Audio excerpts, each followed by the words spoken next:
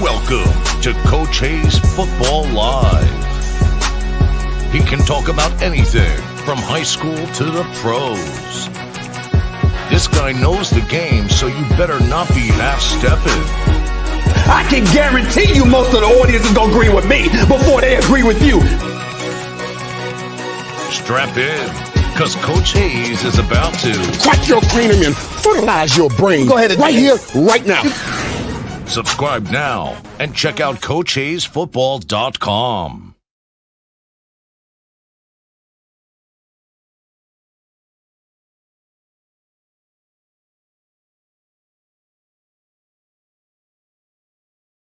What's up, everybody? Glad to see everybody back to another edition of Coach Hayes Football Live. Before we get started, trust me, man, you do not want to miss this episode. Let me know everything looks good, everything sounds good before we get started. Don't want to be talking to cyberspace, and we're going to get this thing rolling right along. I'm going to go through some of these comments before we get started. Here we go. Made a date in the building. What's up with you? He says, talk to the people, Jig. I see how you stepping, Coach 10 Stacks. You know, I call myself 10 Stacks because I told all my subscribers, if you got me to 10,000 subscribers before the very first year anniversary, which is April 1st, big man going to be running a 10K. And that's actually happening on May 1st in Howie in the Hills. I'll give you more details as all that stuff comes up. Also, Big Chuck says, not guilty. Let me see here. 305 Kane says this when rap was rap. You right about that. That's why the song was about 5 minutes long. Now these dudes got 2-minute songs making millions, not even putting in the work, in my opinion. All right. Here we go. Kawhi Mike said, truth to be told, Coach owns more playbooks than cookbooks. Okay, I get you. All right. And the last one I saw up here was big. Let me see. 305 K Rep says R. Kelly just happened to sing the hook. I picked this for a reason. We're gonna talk about it here as soon as I pull the panel up. And my man, Mr. Junior, says, I don't know if R. Kelly was the best choice for this topic. And I did that for a specific reason. I thought about that as well, but trust me, that is why I did that. And then 305 K Rep said, oh my God, did they copyright strike Coach Hayes? Hope they don't. If they do, that's why I put it at the beginning so I could get my Ginsu out and cut that thing off, man. So anyway, let's jump into this thing. I'm going to bring it on. And guess what? Today's show is also breaking because this is something that has never happened on Coach Hayes football channel at all anyway. But I'm going to bring in my boys first, the usual suspects. Big shout out, man. V12 in the building. Let me see. We got a little lag in this thing. I don't know why it's lagging. Bills are paid. We got it all paid up. So anyway, V12, you in the building? I'm here, Coach. Glad to be back. Another day, man. This is a very interesting topic, and I'm ready to rock and roll, Coach. Oh, my God. What is happening? You're freezing. I'm good now? Yeah, man. Let me introduce the other usual suspect. I got you, Coach. My internet work. Let me introduce the other usual suspect. Hey, the actor extraordinaire, actor man E. What's up, my brother? I'm taking over for Coach 10 Stacks. In the meantime, what's up, my brother? Did you miss me? I did, man. Where you been? Where you been, folks? What's going on, man? It's good to be back, man. I miss y'all. Miss coming on here and vibing with y'all, man. But hey, boy, we got a topic tonight. And let me also introduce the first lady to be on the Coach Hayes Football Show. Remember, we spoke about Women's History Month, and this is huge. I want to welcome Ange Toussaint. Hopefully, I said that correctly. And if I mispronounce it, please forgive me. Tell the people your name and who you are. Right. Hey, so I'm just honored to be here. I understand that I'm the first lady to be a part of this show. So I'm honored to be a part and just be among you guys tonight. My name is Ange Toussaint, and I am an entertainment reporter, journalist, and a media correspondent. So I'm excited about tonight's topic. I understand I have another lovely young lady that's going to be joining me, and it's not just me tonight. So it's going to be good. Well, we are delighted. Hold on, Coach. I had to take over duty. We are on behalf of the coach. On behalf of the Coach Hayes Football Show, we are delighted to have you as part of the show. Now that my coach is back, Go ahead, Coach 10 Stacks. I had And to, she I had got to pitch some it for you. credibility too, man. Credibility, yeah. A lot of Yeah, man, credibility. hey, we really about to get into it. Absolutely. So listen, I had to move myself over because guess what? I lost my spot, man. Look here, I'm not ashamed to take second seat when the game messed up. But here it is. Let's jump into it. The Bills paid up too. I don't know what the deal is, but somebody getting a phone call. Customer service gonna be on fire tonight. Anyway, I think it's because of the video, man. I think that threw you off because they. Man, it been tripping lately, man. But I'm gonna tell you, I'm calling somebody. Somebody gonna have to answer this phone call tonight. But let me get the last person in. She is in the building. Thought she may have been a little bit late, but guess what? She is also the first. I'm gonna call her the first because they came at the same time. Big shout out, and I'm stuck again. Come on, man. No, you're I'm moving back now. in the You're building. moving now. All right. What's up, sis? All You right, ready? I'm good. I'm back. You ready? I'm ready. Hey. And I think I'm the actor extraordinaire. Okay. Love And you, guess what? Essex. I put the ladies at the top, so y'all got the top. You at the top of the game right now.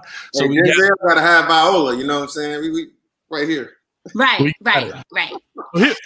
So here we go. Let's jump into this thing. Brandy, real quick, introduce yourself. I didn't get a chance to do it because mine was frozen. So introduce yourself real quick, where people can find you and what you do. Hi, I'm Brandy. I'm an actor. I know Essex. Essex, thank you for the invite. Well, actually, Coach, thank you for the invite. I'm sorry. Thank you. I heard you saw us on my show and he remembered you and thought you did a good job. So he Right. got it too. Thank you. And I have my own show called Question Time Live. It's on Facebook. Join the group Question Time Live. And we talk about plenty of topics. We talked about Derek Jackson tonight Oh my and his wife.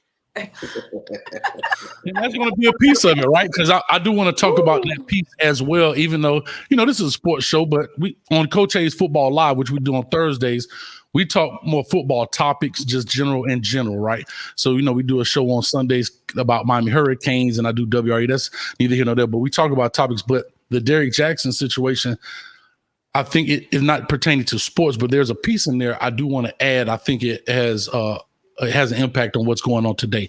So let's do this right here. Let's jump into this thing. I'm going to ask everybody on the panel. It's a two-part question, but I only want one word answer. Everybody ready for this? And I'm going to go straight clockwise. Okay? Shoot. You ready? All right, Brandy, I'm going to start with you, Brandy. Okay. When you heard the Deshaun Watson situation, first time you heard it, what were your thoughts? Okay. Angie? I don't think that was a word. That was just an expression, Brandy. But Right. I can't put it into one word. Yeah. No, when you first heard it, when you first saw it, were you like she was like, psh, okay, that's to me, I get it. A reaction or a word for you, Andrew? Yeah, I think I don't have a word to put that. I don't have one word to put it. So my reaction was more like, I gave the side There eye. you go. That's all I want, the side eye. All right, V12, talk to us. Wow. Actor Man E. Damn. All right, here's the second part of that question. 16 accusers later, Brandy.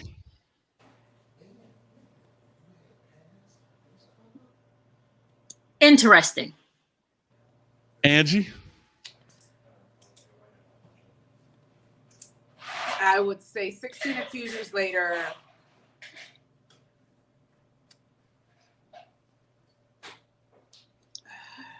I don't know. A lot of side eye. Still side eye for me. I'm in the same expression that I had in the beginning. All right, V12. Concerned. Actor Man E. Now. All right. I'm gonna give you my two. I didn't answer the first time. The first time I was like, here we go, that's not one word. So here we go. Three I words. put it all together. My second one was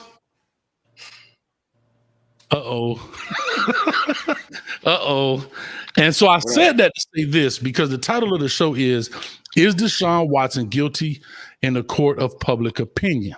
All right.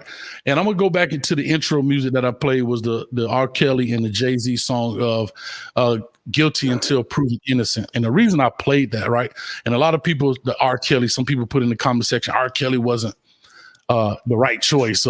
Coach, you kind of, but at the end of the day, remember, he's still not proven guilty yet. He's still not proven guilty. But because I was looking at Brandy's face, and the reason I see that, but no, it's a lot of evidence. But again, are we as a society making people guilty before they're innocent? Like, you know what I mean? Is that the case? I have a trial. So that's what I'm trying to say. So the R. Kelly piece, I was like, it's perfect. That's how I thought about it. I was perfect because I was like, okay, it's perfect because he technically is not guilty. We've seen the documentaries 1 and 2, and we all know documentaries can be edited to a certain way or however. I'm not saying he's innocent or guilty in that sense. I'm just talking about how things are viewed. And so I said all that because I wanted to see what are people's first reaction when they first hear something. And then as evidence or maybe lawsuits start coming out, you 16, which is supposed to be now up to around 24 now. You know, does that change your thought process? And that was really my question. Anybody have a point they want to make on that? Yeah, go ahead, Brandy. No. Go ahead. Yeah, go ahead, Brandy. Go ahead, Brandy. Essex, don't do that. Don't look like that. Okay. I feel like, okay, I'm just gonna go. I have a whole thing about this Me Too movement. Like, I have an issue with the Me Too movement. Now, I'm not saying it's not real. I'm not saying it's not valid. I'm sure there's some validation going on around. I'm just gonna go with the chick that the massage girl, who said, I'm not gonna have you sign an NDA, but don't say anything. If the brother knows about an NDA and he's like, no, don't sign it, I feel like you lying, sis. Like, he would have had you sign an NDA. I'm sure he had them on deck if that's what he was doing on the regular. He probably had one on the table waiting for you to sign it while you were massaging whatever you said you was massaging. Like, I just don't believe that all these women are coming up. And I feel like the timing is very interesting. Like, isn't he trying to get out of a contract or do something that's going to help himself? It's like Bill Cosby. 40 years later, you got something to say. Like, how? What your timing is so perfect. Who came to your door, knocked on your door, and be like, "Hey, I need you to say something about this Negro right here, so I can keep him in his place." That's what I feel like it is. All right, Angie. I want to give another woman's perspective on it.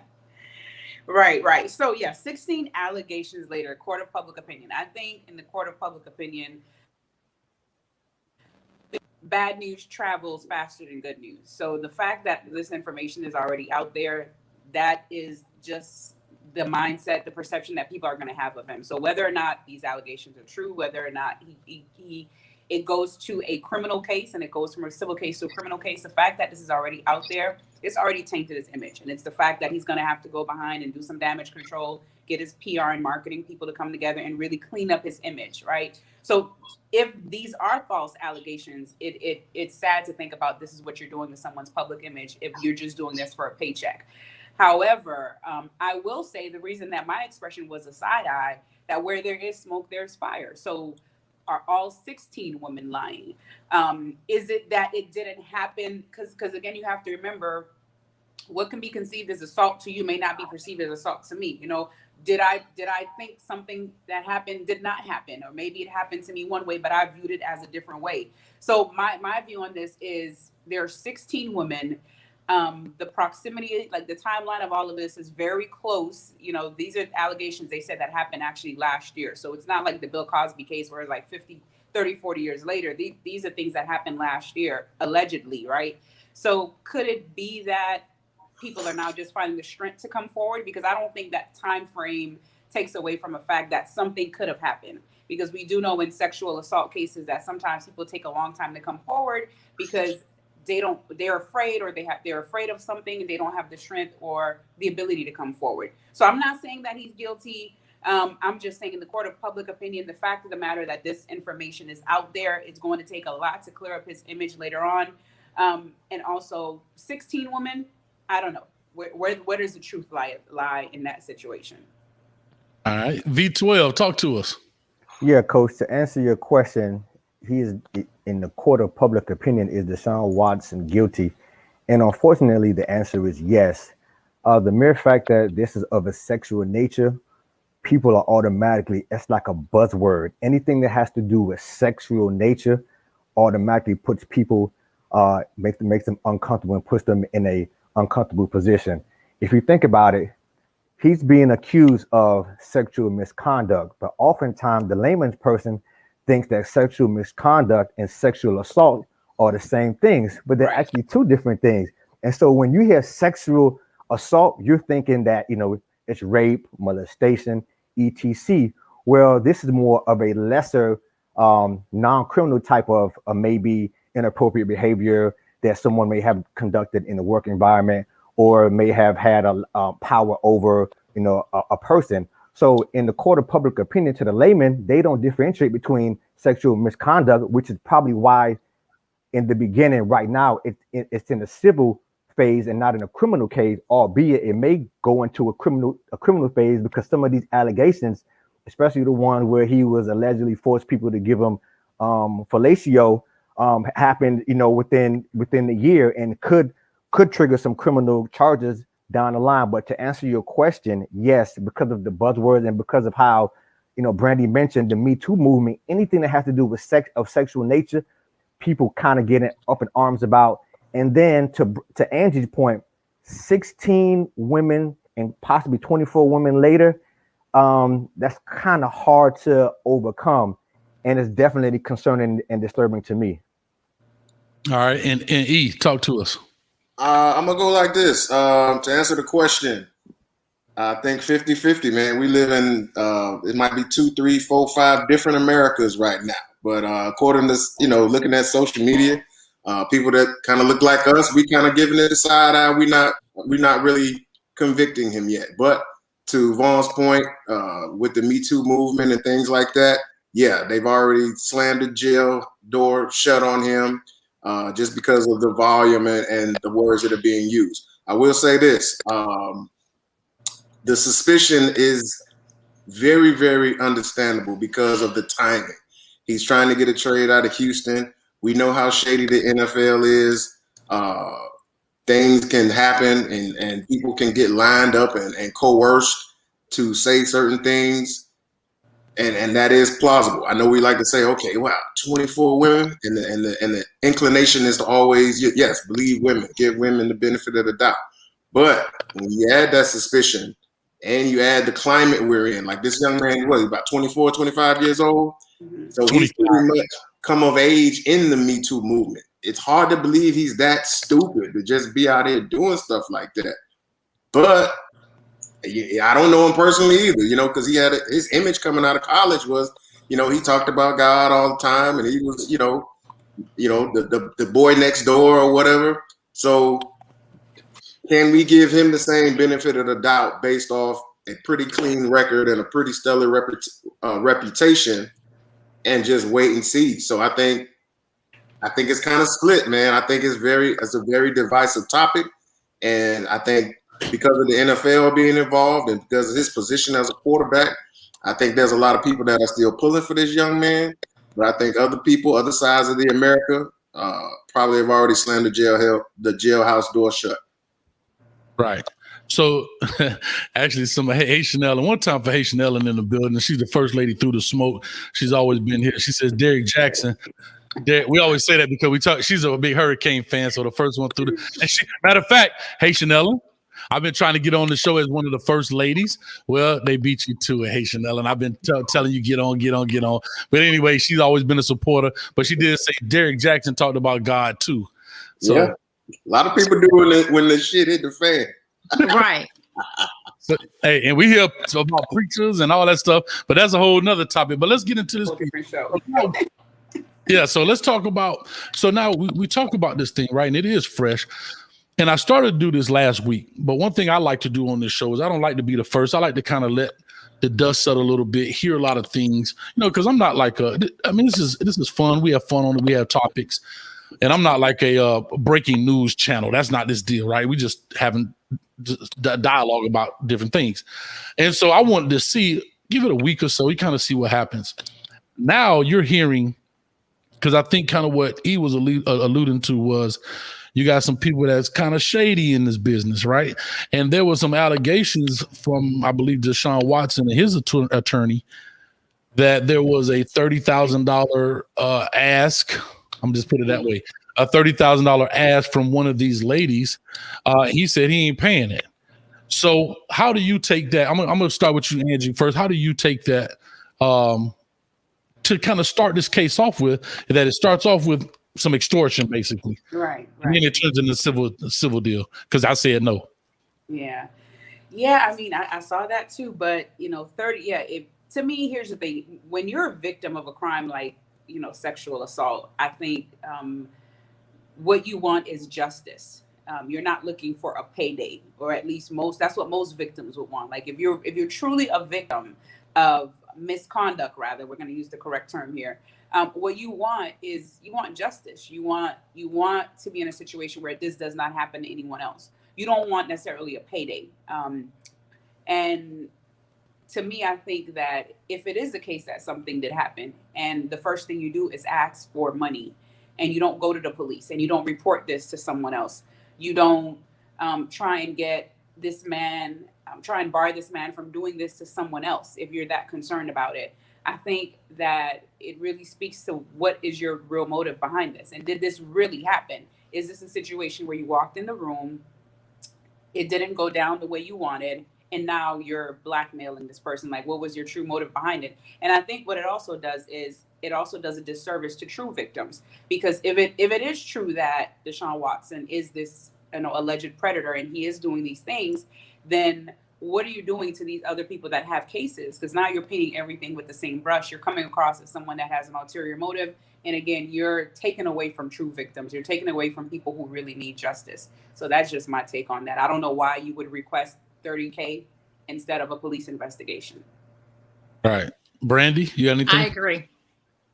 Can I just copy that and just put it right here? Control V, Control C. I love it. All right, here we go. And then V12, so talk to me. Yeah, I believe that does make people a bit skeptical. The extortion claim does kind of muddy the water. But I will say this. Two things could be true at the same time. So I would call this could be mutually inclusive. So what I mean by that is that this one of the ladies could ask for $30K, which definitely does tank the other ladies. But are we going to dismiss the other 15 allegations because one bad apple kind of tainted the bunch? So it could also be mutually inclusive. So again, that does throw some. It is skeptical that this person, one of these ladies, allegedly asked for money, and from what I read, that the sex was consensual. But even if that is true, that doesn't negate the fact that these other 16 or up to 24 ladies had similar experiences with Deshaun Watson over a 12-month period. I mean, that's, to me, that's like someone mentioned, where there's smoke, there's fire. That's kind of like a telltale sign that something is amiss in this whole situation. Yeah, man. I mean, it's a tough case, man. It's hard to obviously, we can't make a judgment either way. But like I say, it does look like it's a suspicious thing from both sides. I think when you add into the money aspect of it, people's idea of justice is going to be different. Getting paid off might have been what that person needed at the time. You don't know what their situation is. That might have been enough justice for them.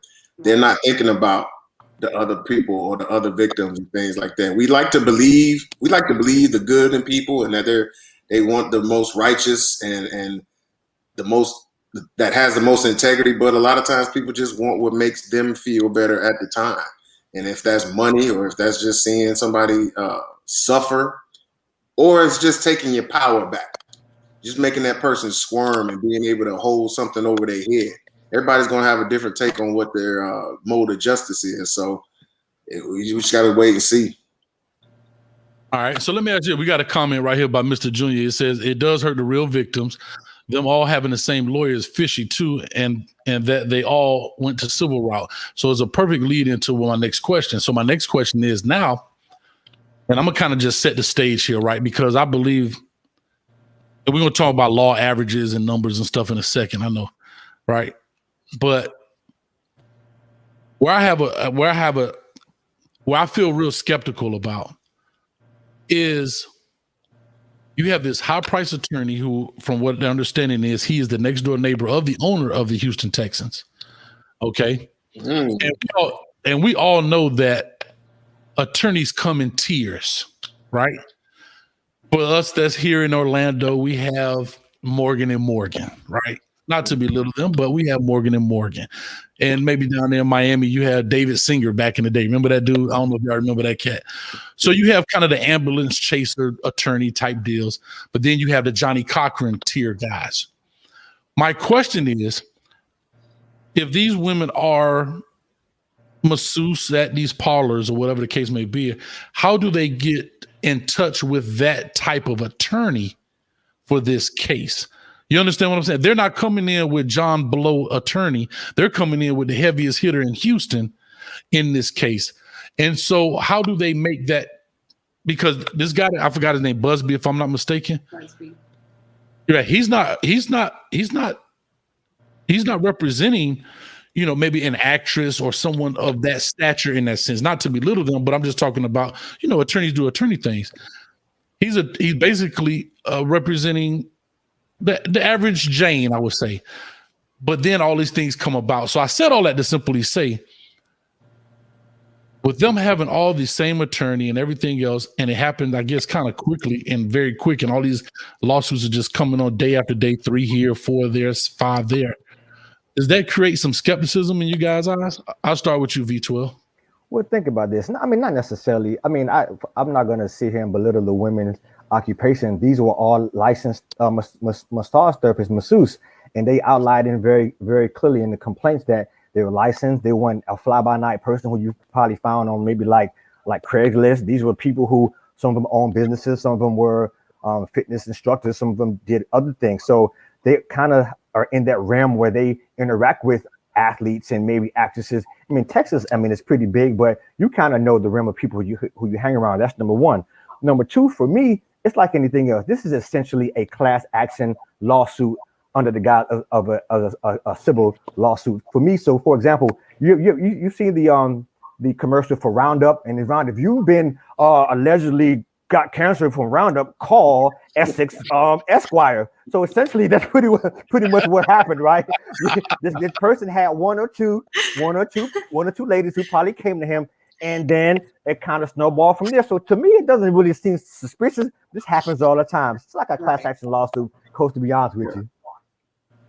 If you guys watch a lot of legal shows, this is how they do. If you got one person willing to say something, you go and you try to find other people to corroborate or witness or to come along with the thing. So what happened was probably the first person had something to say.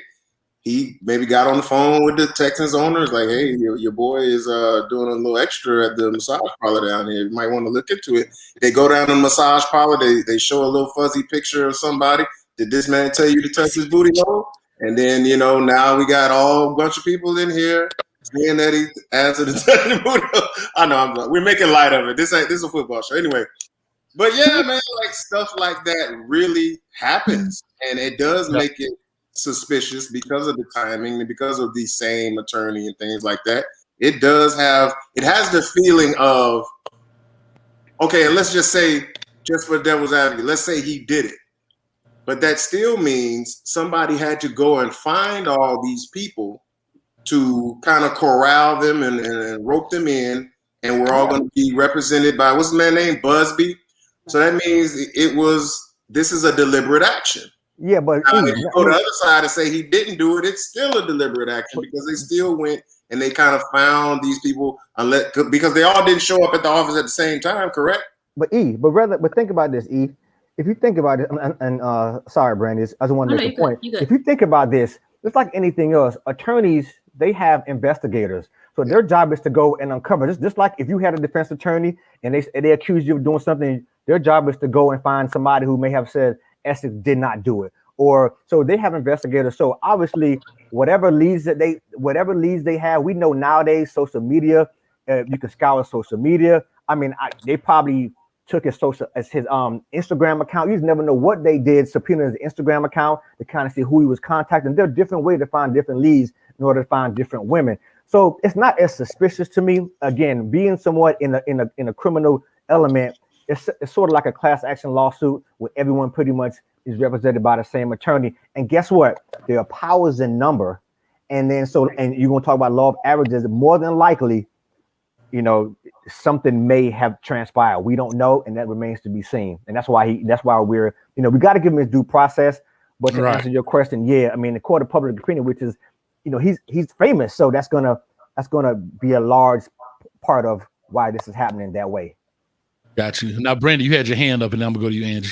I have a question. I have a comment, and then I have a question. For a black man, it don't matter how many. They don't need numbers. So, there is power in numbers, but when it comes to black people, you can have one and you're guilty. But my question is, how long did it take to find these 16 women? I don't know. Like, when did the first allegation come out? Because usually it takes women, takes victims a long time to actually come out.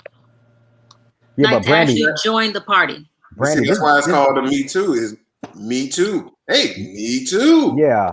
Me too. But kind of. But guess what though? This guy was having massages like every day. Like, this dude was going on Instagram. Every other week he was getting massaged.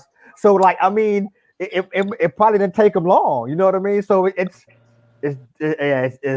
definitely one of those situations where you get. All right, I'm gonna do this. I have to be the one to tell y'all what goes on in these massage parlors. Nah, you married. So go ahead, Angie.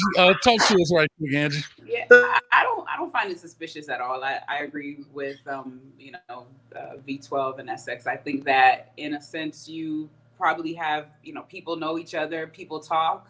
It may not have gotten to the ears of a lawyer or investigators as yet, but I think that I don't find it strange that all of these people are being represented by the same lawyer. You actually see that in a lot of sexual assault cases, where a lot of times one lawyer is representing all of the victims because they're piecing together the stories. It makes sense for them to say, okay, well, this is parallel to this person's story and that story is parallel to that story. So that may have been the reason why all of them decided to go to the same lawyer. So I don't necessarily find it strange, but I do find it strange that, like Brandy said, in that short period of time that you were able to find all of these people, and it literally just came out of nowhere. And so I find that strange, but we don't know what's happening behind the scenes. Maybe these allegations were already surfacing and they just did not bring it to light as yet. It's also interesting to say when they brought it to light.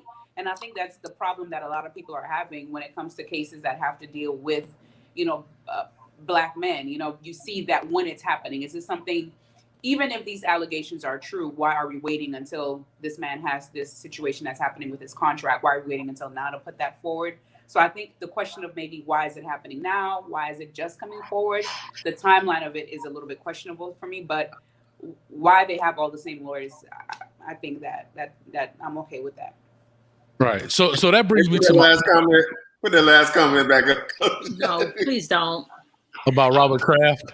Yeah, I put that up there because that's a part I want to bring up as well. But anyhow, and I know you guys, Brandy and E, you guys know each other, so I know how y'all bounce off. I'm gonna let that go because I actually watch your guys' show and I've seen it and love comments. But so that leads me to my next piece, right? About coincidence, and you brought this up, Angie, in the fact of these contract negotiations and things are going on, and the timing of everything. Like I'm saying, it's hard to dispute 16 things, right? Mm-hmm. But the timing seems a little shady, and I'm gonna get into the shadiness of what I think is happening with the attorney. And I think, Angie, we spoke about this a little bit off camera last night about it.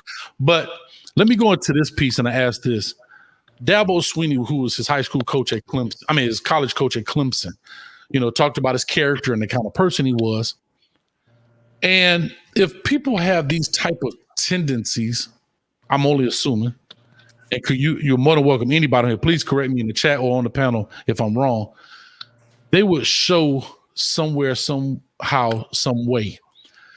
I think it seems crazy that it's isolated. I'm going to say two things. It's isolated to within this 1 year span, as well as only to massage parlors or to a masseuse. If a person is maybe a sexual predator and being the quarterback that you are, let's say average Joe, he may have to go to the massage parlor because that's where the woman is. This guy is the quarterback, and a lot of times we can just say what it is. When he goes out, people know who he is, right? So he could take advantage at any moment, possibly at any time, at a restaurant, a bar, wherever he is. But for him to just quote unquote strictly target masseuse, are we talking some type of fetish here or something? I mean, what are we talking? Anybody? Yeah. I mean, yeah, I don't. Hey, V, you said he was there every day. Like I didn't see that source with that. I was being facetious, but I mean, they have a timeline for like every month, sometimes twice a month. Yeah. He was getting masseuse. Yeah, I was being facetious when I said every day. I was Dude, if I could get a masseuse every day, I would too. Bring him in. And I was kind of being cute too with it about explaining what goes on in these massage parlors. But to your point, he's an NFL quarterback. If he really needs some therapy or some body maintenance, you're not going to Sun Yi down the street in the massage parlor. You're not going to massage. It makes sense for him to go every day if he does go, because that's the nature of his job. Yeah, right. But that doesn't mean he necessarily did anything. But it's kind of a thing. He's enjoying the pampering and having people touch on him and stuff like that. But what if the team have like a masseuse? The teams don't have like massage therapists on. That's what I'm saying. The yeah. payroll. Well, yeah. I'm going to a professional if. Well, from what I understand, he explained it this way. He said that this happened kind of like during the COVID span, and from what I understood, his personal or the person who he went to, personal masseuse, was unable to, I guess, perform due to COVID restrictions. And then he went on to, I believe it was Instagram, to locate most of the masseuse. And so these things kind of took place, in hotel massage parlors, and it didn't seem like it was any like kind of off the beaten path type of massage parlors. Some took place in, it appears to be nice established hotels and massage parlors in the Houston area. I don't know. So let me ask you this real quick, Vito. Yes. Not interrupting. Go ahead. So these weren't happening maybe at his home or in a private place. I mean, I know the actual massage is private, but it's in a business establishment. Yeah, majority of the ones I read, there were maybe one or two that happened where he was in California. Go ahead, Brent. Angie. Yeah, there was one in his home. There was one where I think she was one of the first ones to file her lawsuit where it did happen. It allegedly happened in his home, in his theater room or something like that. Right, and then there's one in California I do recall happening at a house he rented. But majority of the allegations appears to have been in massage parlors, things of that nature. Now here's my question. Okay, so why the non-disclosure agreement then? I mean, I get your point, Kyle, that behaviors pretty much manifest over time. Dabo said, I love the kid. He's Deshaun Watson. I get it. It's a tough situation. But there has to be, in a sense, a reason to sign an NDA for a simple massage. And I'm playing devil advocate. Not necessarily. You can sign an NDA. You can sign an NDA telling you don't know where I live. You can sign an NDA saying that I was not here. I don't want people to know I was here. You can sign an NDA for various reasons. I don't think I have on my body. I don't like you can. Right. Don't tell people my business. I don't think that brings suspicion because he didn't want. That's just like having. That's just like having like Beyonce have her nanny sign an NDA. Why? Because I don't want you telling my business when you leave this house. It doesn't mean I'm going to sexually assault you. Right. Yeah, we do NDAs all the time. And then. Yes, sorry, but that's going to be a point of contention though, because that's what the because now what's going to end up happening is, and this happened in the Bill Cosby case, I believe, they're going to try to strike down those NDAs and to kind of figure out why he was having those NDAs issued to these women. And I'm not saying that he did anything wrong. For me, I find it a little skeptical that you're going into a regular massage, you have someone come in to work on you, and you want to sign an NDA. To me, from my standpoint, it seems a little bit skeptical. That's all I'm saying. Well, whoever signed these NDAs owe him some money. I think you're talking about someone who's not a regular Joe. You're talking about someone who's a celebrity. You have people, you have people who make you sign an NDA just because you're in my presence. You're in the room. I don't want you overhearing certain conversations. My phone may have rang during this process and I had to pick up. I don't want you to discuss what you heard. So I don't think the NDA is going to be the breakdown. I think what is going to be an issue is the fact that there are several women who said that he did contact them afterwards on Instagram. There's one lady who claimed that he called her a few times. He tried texting her a few times. And I think that is going to be, why are you still contacting? And if she still has those messages, what was in those messages? But I don't think the NDA would be an issue. You're talking about someone who's a celebrity. He's high profile. He's an athlete. He's worth millions and millions of dollars. I don't want you sharing what goes on when you come in this room. It doesn't make him guilty. But what is it that you were trying to contact me for? If I know you can pay for my services, so why did I not want to speak to you anymore? Why am I avoiding you now? I think that's going to be the issue, is what were you contacting these ladies about after the fact? What did you say in those messages, if they still exist? And there are even, there was a report today that said that his biggest issue is going to be the fact that there is one particular woman who told her sister and told her mother about what happened immediately after the fact. So if these people can come and they can corroborate that story and they can frame that timeline, I think that's going to be his issue. I don't think an NDA is a problem. He's a high profile person, so that's expected. Well, the reason I brought up the NDA was because the attorney brought the NDA up as well. So there from the standpoint that I'm viewing it, there's possibly some correlation. That's why the attorney brought it up, to kind of say, hey, right, we have these clients who were quote unquote forced to sign. Listen to the language, forced to sign NDAs, and that may be a hot topic moving forward with this civil matter, which is, in all essence, going to be the preponderance of the evidence. It's not innocent. It's not you have to innocent. I mean, it's not you have to, it's the preponderance that something kind of took place. right. And if they can kind of show that some kind of correlation, then it may be difficult for Deshaun to prevail. That's all I'm saying with the NDA. As a lawyer, I would bring that up too. I would say that if he forced them to sign NDAs just to make him look like a bad person. Like, if she know whoever this lawyer is, he knows that NDAs probably have nothing to do with anything. But I'm gonna say it because to make it sound good. Because most of us don't know the law. To the person who doesn't know what an NDA is and how they're using a celebrity space, they're taking it like, well, why did you have to sign that? But it's something that's normal. And then it's like, did he force you to sign the NDA? Because you could have said, "No, buddy, I ain't signing. I'm out. Find another massage therapist." You signed that, knowing full well. But I also want to. All the business, man. Hold on, go ahead, Angie. Go ahead. I think it was Essex who said it. I'm not sure if it was you or Essex, though, Coach. But someone said something about just his upbringing and talking about his background, and were there any signs in his past that he may have, been this kind of person. I'm going to disagree that just because he may not have shown signs doesn't mean that he could not have allegedly done these things, because sometimes someone takes a long time to build who they are. And a true sign of a predator and a narcissist is that person that when they have that power, when they have the money and they have that high profile status, they use it against someone else. So I'm not saying that he's guilty, but I'm just saying his background and the fact that there was nothing in his past to indicate that he could have done something like this doesn't necessarily mean he's guilty. We've heard about pastors, we've heard about preachers, we've heard about upstanding men of society who, when you look into what they've done things that are worse than this. So I don't think that gives him a pass for what allegedly took place, because we've seen the opposite in a lot of other cases. I'm just liking what Reggie and Hurricane Kilo 407 is saying. Like, that wasn't. Sorry.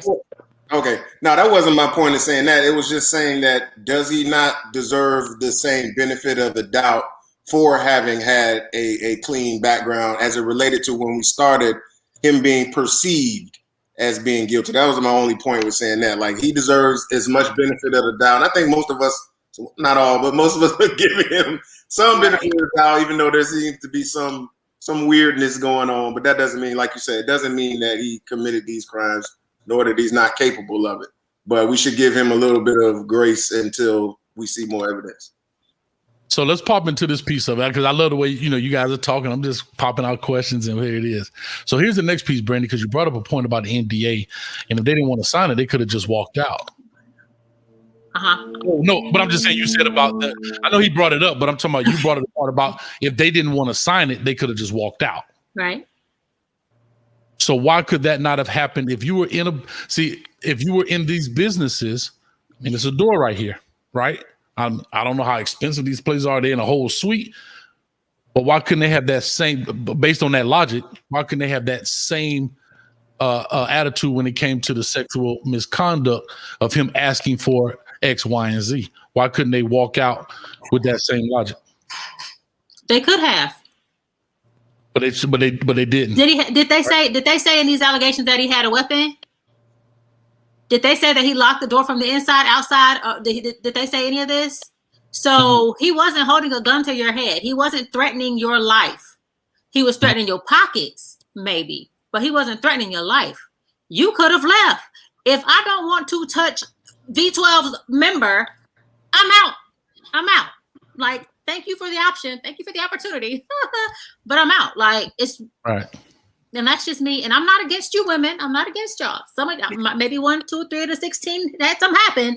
But I'm saying it's just the timing is just off for me. Like, it's just I agree with you. Angie, I'm sorry. I was going to say with that, Angie. Go ahead, because I want to hear your point of view about it. With Brandy, with that whole, the timing is always going to be an issue for me. The timing, the request and the blackmailing is always going to be an issue for me. But I don't know. I don't. From a victim standpoint, I don't think not having how do I frame this? From a victim standpoint, you can be in a room with someone who is a predator and they don't have a gun, they don't have a weapon, and it's just a fear, they invoke in that situation. And so I don't necessarily think it's a matter of, okay, you could have just got up and left, because I don't always think it's that simple.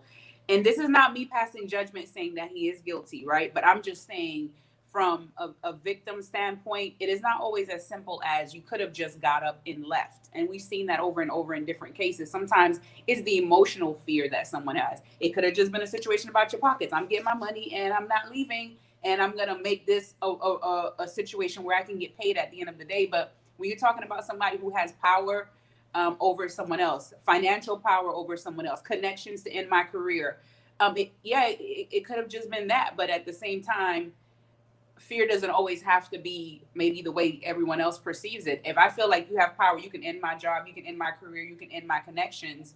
That is you holding your power against me, and it just is wrong.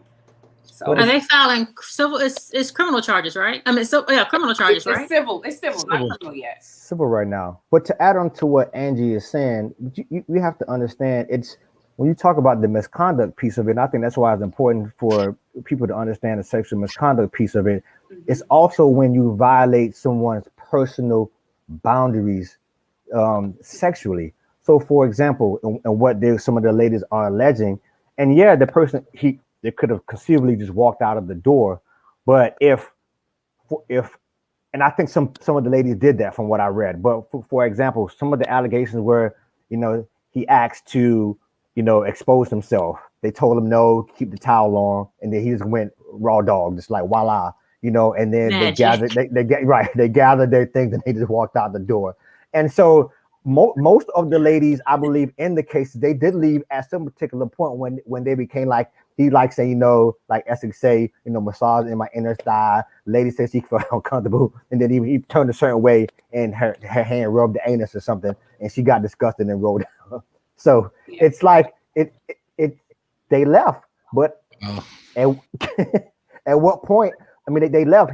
He didn't hold them hostage, but they left. So at the end of the day, the civil aspect is, violating someone's space. They felt uncomfortable and they felt violated sexually. And that's why I think there's a distinction between it being a matter of, sexual assault rather than sexual misconduct. Although, again, some of these may arise to, especially the two that from an oral sex perspective, where they say he forced them to have oral sex. That could be considered sexual assault, and so that remains to be seen what can happen from that aspect. Go ahead, Essex. I just had a question, but go ahead with your comment. I asked a question. No, I had a question too, so go ahead with your question. Okay, all right. Some of the things, and that's great. We words matter, right? V12. So misconduct, meaning something happened that they didn't agree with, rather than an assault, meaning force. Absolutely. And this stuff like that. So with misconduct, do y'all think that this would be an issue for these ladies if he was not a high-profile NFL player? Like, let's say he was, Just a guy that was on the team. You know what I mean? Yeah. I'm gonna say no. Just like if Bill Clinton was a regular man, well, nobody cared that man got head from another woman. Nobody would care. It's just because of who he is, the position he's in, and that's it. Yeah, no, they would not care if he was that fifth string quarterback that nobody knows. Yeah, it wouldn't be a story, to be honest with you. If it wasn't Deshaun Watson, this would not be a story. Right. And that lawyer probably would have kicked it down. Like, get out of here. Somebody else, right? Absolutely, he would have kicked it down. They wouldn't even got in the lobby. Absolutely. They wouldn't even had the meeting. So Angie, go ahead with your question. You said you had a question because I want to actually pose the same question that a viewer posed in the chat. Right. My question was just going to be, we're asking if he's guilty in the court of public opinion, right? If this gets to a point where there is a real investigation, a real police investigation, I'm not sure where it is right now, if it's still a civil suit. If it gets to a point where there's a real police investigation and there are criminal charges being brought and we find out that all of these were lies and he's not guilty, I just want to hear your thoughts on what happens then or what should happen. I know, Coach, we spoke about the Brian Banks situation and what happened with him and where he had someone falsely accuse him, was convicted, went to jail, lost out on a chance to have a pro career where he was allowed, I believe, to come back and do some training and play with the team and whatnot. But no one knows what would have happened with his career had he not been locked up off of these false allegations. I don't think anything ever happened to that woman. I don't think she was ever locked up. There was another football player we were talking about last night, Coach, where he also had the same situation, was falsely accused, convicted, spent jail time, lost his chance of having a pro career, having to rebuild his life. And we even touched on the point of Emmett Till, being in a situation where he was falsely accused of whistling at a woman and at a white woman, and he was killed as a result of it. And this woman is still living her life. So what happens in a situation where there is an investigation, it is found that let's say he's not guilty of anything, and these were just corroborated charges. People brought this up. They wanted to make a little bit of money. All right, Deshaun Watson's career is over. Money's been paid. Time has been passed. What happens now to these women? Because I mean that. I'm gonna say this, ladies and gentlemen. I'm gonna actually get to that, and we're going to talk about that actually right after this one. But I want to pose this question because it's going to lead into that. So you bring up a great point, Angie. But I do want to say this piece right here because I don't want to kind of split the topic because I do want to ask this part. So Reggie says, here's the question nobody's asked yet. Did any of these accusers accept payment when any of these incidents happen? Did the report of any of these incidents to their employer so he would be flagged? And so I want to ask that last piece before we get into what Angie was just talking about is now for the women who did walk out, has it been documented? Was he banned from these parlors? I mean, of course it's to be seen, but these are the kind of things I'm trying to say is that, or did they just walk out and say, oh yeah, it's over? So those are the questions I'm asking. If you felt a certain way about it, and then my second question is, and maybe I look at things a little different because I'm very black and white. I have a very little gray in me. I don't understand how Deshaun Watson could affect their career. I know he may say that I'm the quarterback, blah, blah, blah. You're not working for him personally. You're working in a parlor or massage spa, however you want to term it. You know what I mean? And then my second thing is, I know these women, if you're a massage therapist or masseuse, you've been trained in your sexual encounters. I know that has to be part of the training, that when you're rubbing on some guy, some things go up. You know what I mean? And how do you handle that? I know you laugh. I see you laughing, Brandy, but I'm just being honest. When women massage people, sometimes, or as Shannon Sharp said on his show, he has his own that he actually flies in and out, but he has the means to do so.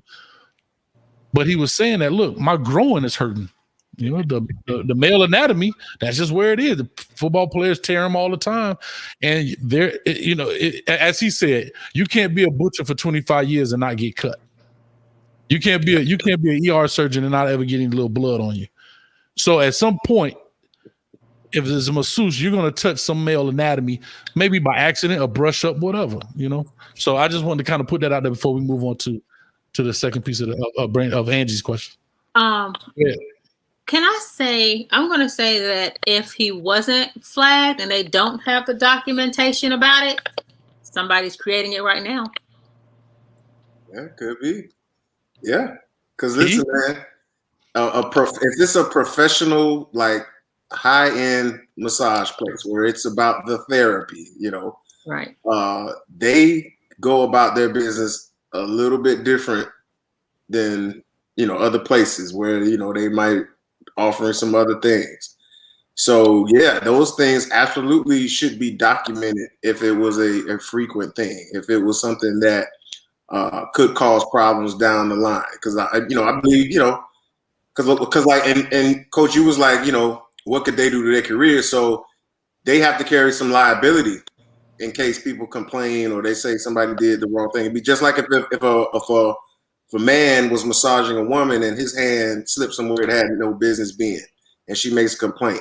That's something you have to handle with the employees because you might have, liability issue and stuff like that. You might have to document it in case you have to, somebody files a claim against you or something like that. So there absolutely should be some type of paper trail. Otherwise, they sold themselves out for the money because, okay, here's this guy and, we could probably charge him more. He comes back, he tips well or whatever it was.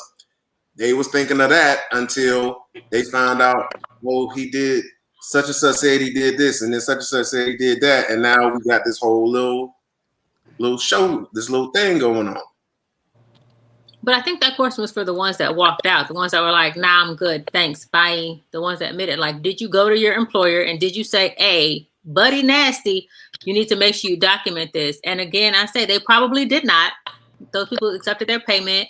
And now they're like, oh, we got to establish some documents. Look, let's, what date did you go? 5 years ago. Got it. Let me click up this paper. But if they didn't, does it mean that it didn't happen? Because again, we go back to the point of sometimes victims don't report it because they are afraid, they're ashamed. There are so many factors as to why victims don't report things that happen. So not reporting it doesn't mean it didn't happen either. So Kyle, so you're saying, my thing is like, what do you do with that? Hold on. So Coach, you're saying in the masseuse sexual training, they should be have been trained for someone to accidentally ejaculate in your face, which what's being alleged in some of the documents. I mean, they said he was turning over this ejaculating. Now that's what they're alleging. Now this what the document is saying. So my thing is, there comes the point in time where, and it's alleged, right? I mean, there comes a point in time where, like you got to try to have some balance in there. I will say this though. Hold on. No, you gotta let me answer that. You ain't gonna slap me around. As a matter of fact, congratulations, you played yourself. You ain't gonna slap me around and let me answer. Listen, no, that's not what I'm saying. To Brandy's point, what I was saying was for the women that decided to chunk the deuces and say, I'm out, did they follow the protocol of saying, Supervisor X, this is what happened with such and such client? Because I know they would have done that to John Doe. Now, to Angie's point, they may not but have. You also made a reference to filling on some things, and the inference I received on that, Coach, so I'm not going to play myself. The inference I got from that, you were saying that they should be able to handle themselves in situations when they're massaging men, and you touch on some things, and you're gonna be aroused. So to my point to you is that could be true. You gotta do a lot of cooking for him to be popping in people's face. But listen, hold on. That's not what I was saying. What I was saying was that y'all done got left field like I'm well. Listen, what I was saying was when you're getting that massage, whatever, if the woman is attracted, whatever the case may be, I don't know what turned every dude on. That's on them. But what I was just trying to say is, I know that had been covered in their book, that there are some dudes, there's some freak cats that go to the massage parlor just for that, whatever. That might be their fetish. That may be their thing. What I'm saying is, I know that should or better be covered in the schooling of massage therapy. That's what I was just trying to say. And then therefore, when you see a dude's towel standing up, what do? There has to be a protocol. There has to be work around. Yeah, and I'm not disagreeing with that, but to that point, there were other things that were added that allegedly transpired when that happened, when he removed the towel and things that's to my point. So are they prepared for that? I don't necessarily think there's I guarantee they're prepared for that because Deshaun Watson, the first dude to go to, if he did it, allegedly, go to the thing and take his towel off. What I'm trying to say is, I know that has to be. Yeah, there are protocols. Yes, it is a licensed place. There are protocols that tell you that if that happens, that you're supposed to walk out of the room, or you're supposed to allow that person time to cover themselves. And if it's not the place that's giving happy endings, you're supposed to let the client know that, hey, this is not that type of establishment. And sometimes people would even ask to bring a supervisor or senior person in the room. So there are protocols of what should happen in instances like that. But I'm also going to say that just because it wasn't reported doesn't mean it didn't. Something may not have happened. I agree. And I was going to make a point that this is all, we're covering this now, and we haven't really gotten Deshaun's side of the story. So the only thing we're hearing is from the lady. So, like Essex say, we have to try to be as neutral as possible, 50-50, in the sense that we're only hearing from the attorney. And I think Deshaun's attorney made a brief statement a couple of days ago saying that he denied the allegations. He hasn't gone into detail to defend himself. And I guess we'll have to wait and see, what happens, if it goes to trial or what happens. Well, here it is. I'm going to move on. Okay. Go ahead, Angie. I just have a question as well, because I know we're breaking down the victim stories and timelines and motives and everything else. Yeah, we're going to get there. I'm going to push us there.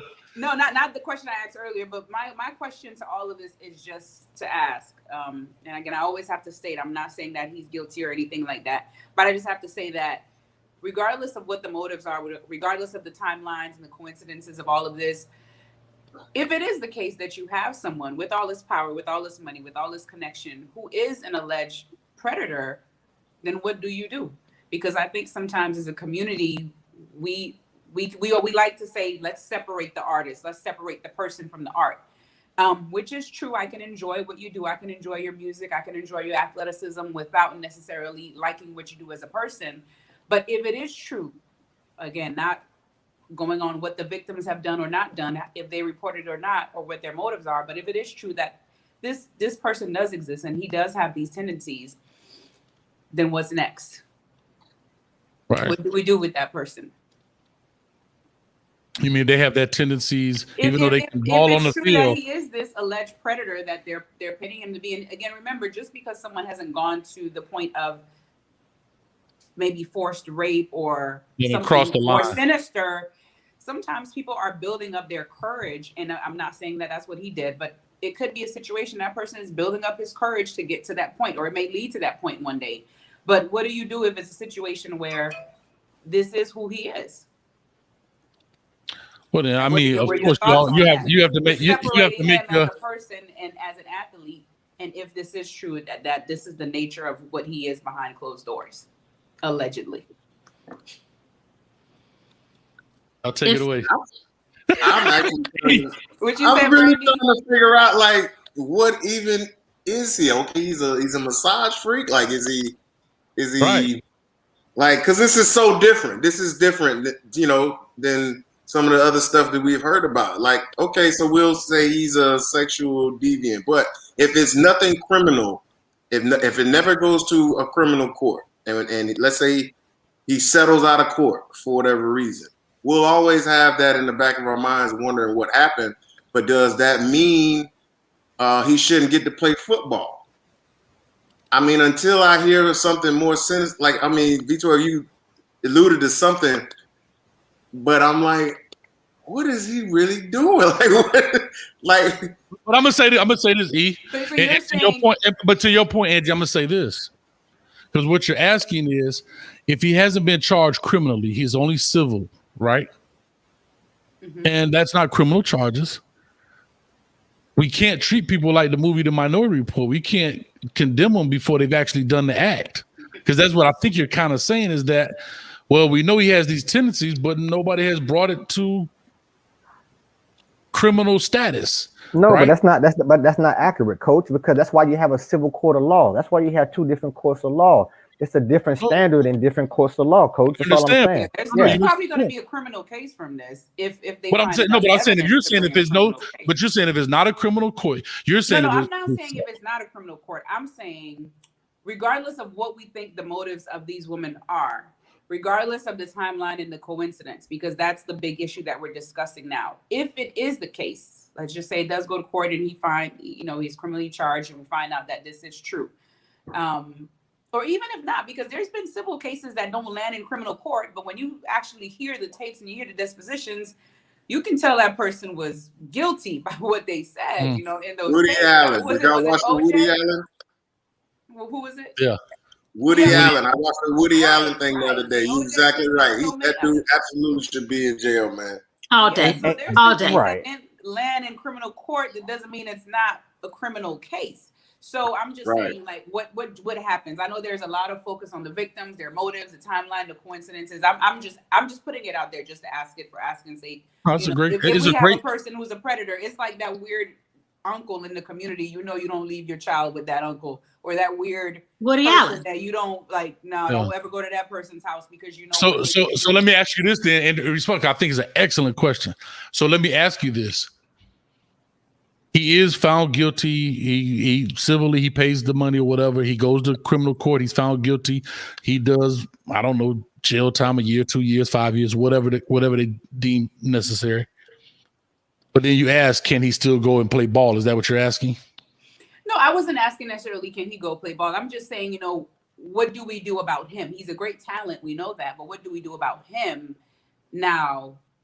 Even if that's the case, said, you can listen if you hear the tapes. And once all of this gets out, and you say, "Wait a minute, these things did happen. What do we do about him now?" I know there's a lot of focus on the victims and all of that stuff, but I think we get him help. I think we get him help. I think if it amounts to him being found guilty and that's he's innocent, and I think we have to get him help. We have to show him.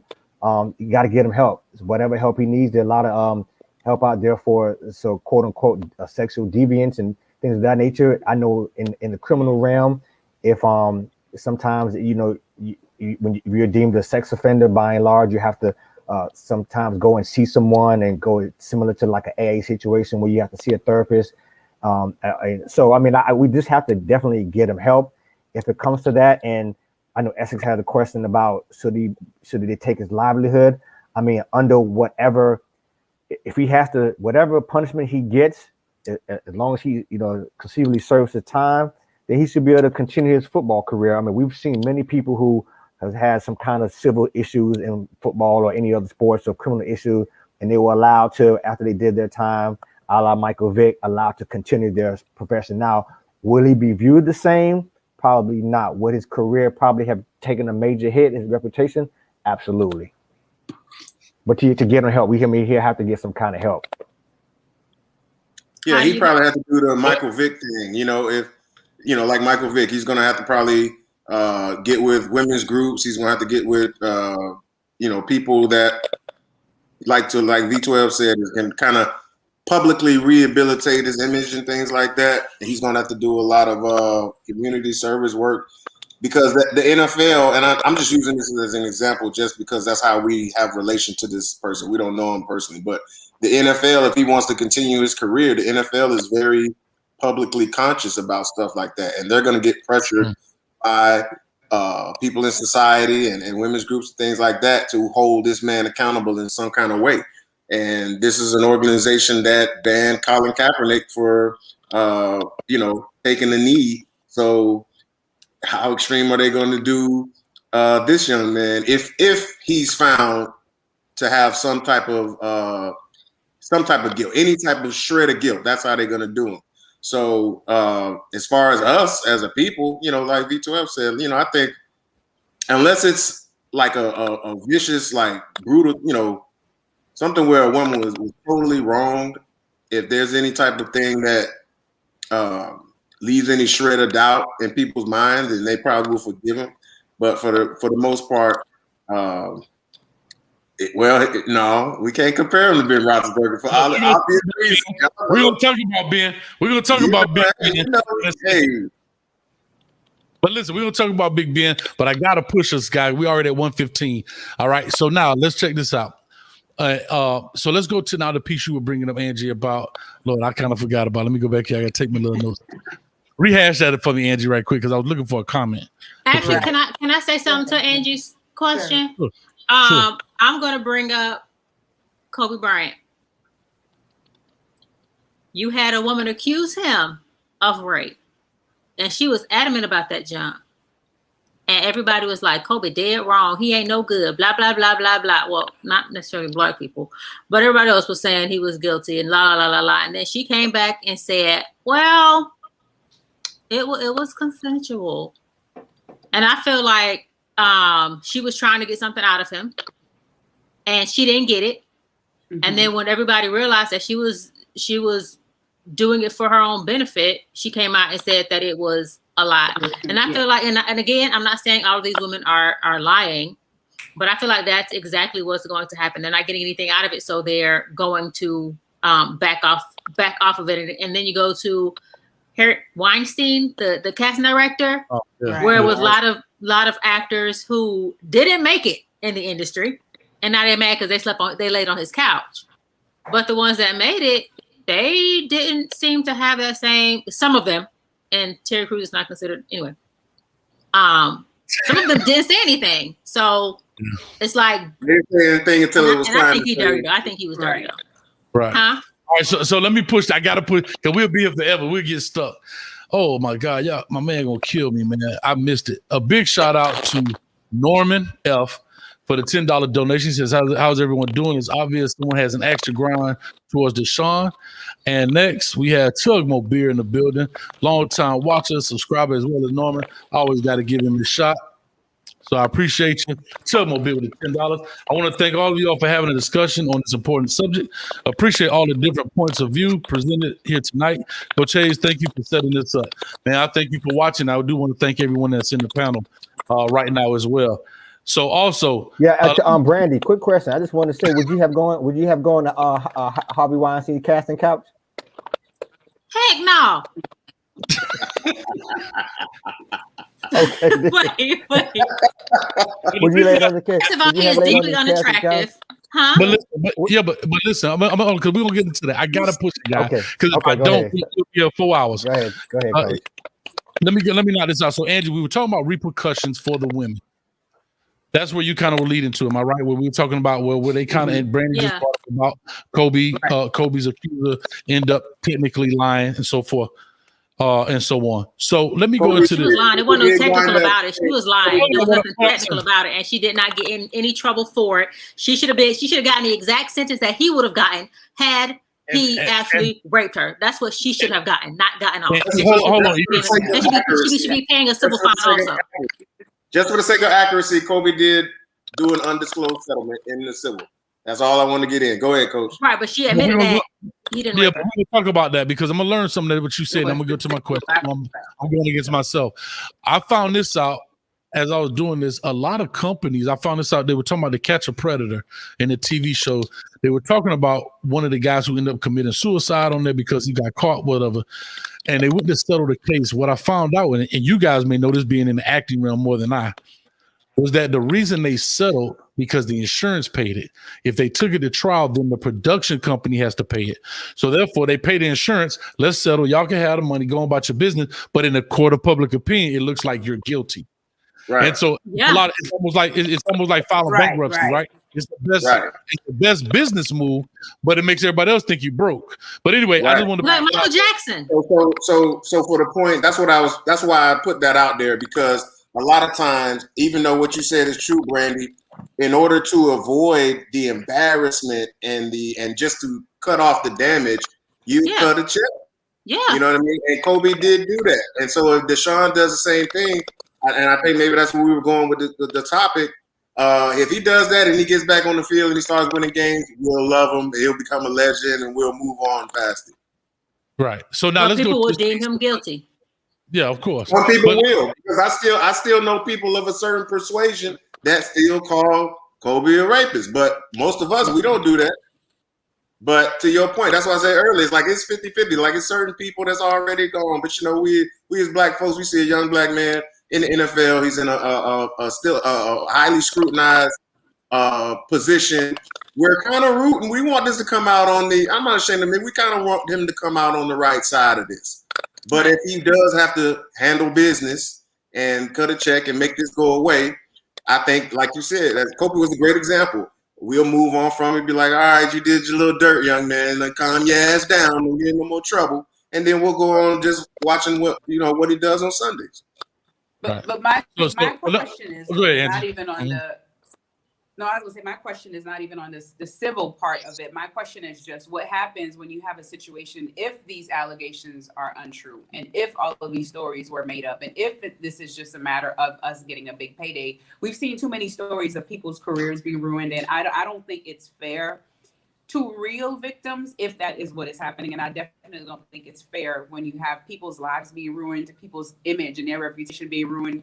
And it doesn't matter how much damage control you do. Like you said, Essex, you have people still to this day that say Kobe Bryant is guilty. So it doesn't matter what the damage control is later on. So I think if it's a situation where these women are making up these stories, if that is the case, then what happens to these women? What kind of precedent does that set? Especially in this whole Me Too era, if anyone is guilty, So we're doing a disservice to real victims if this is just a lie.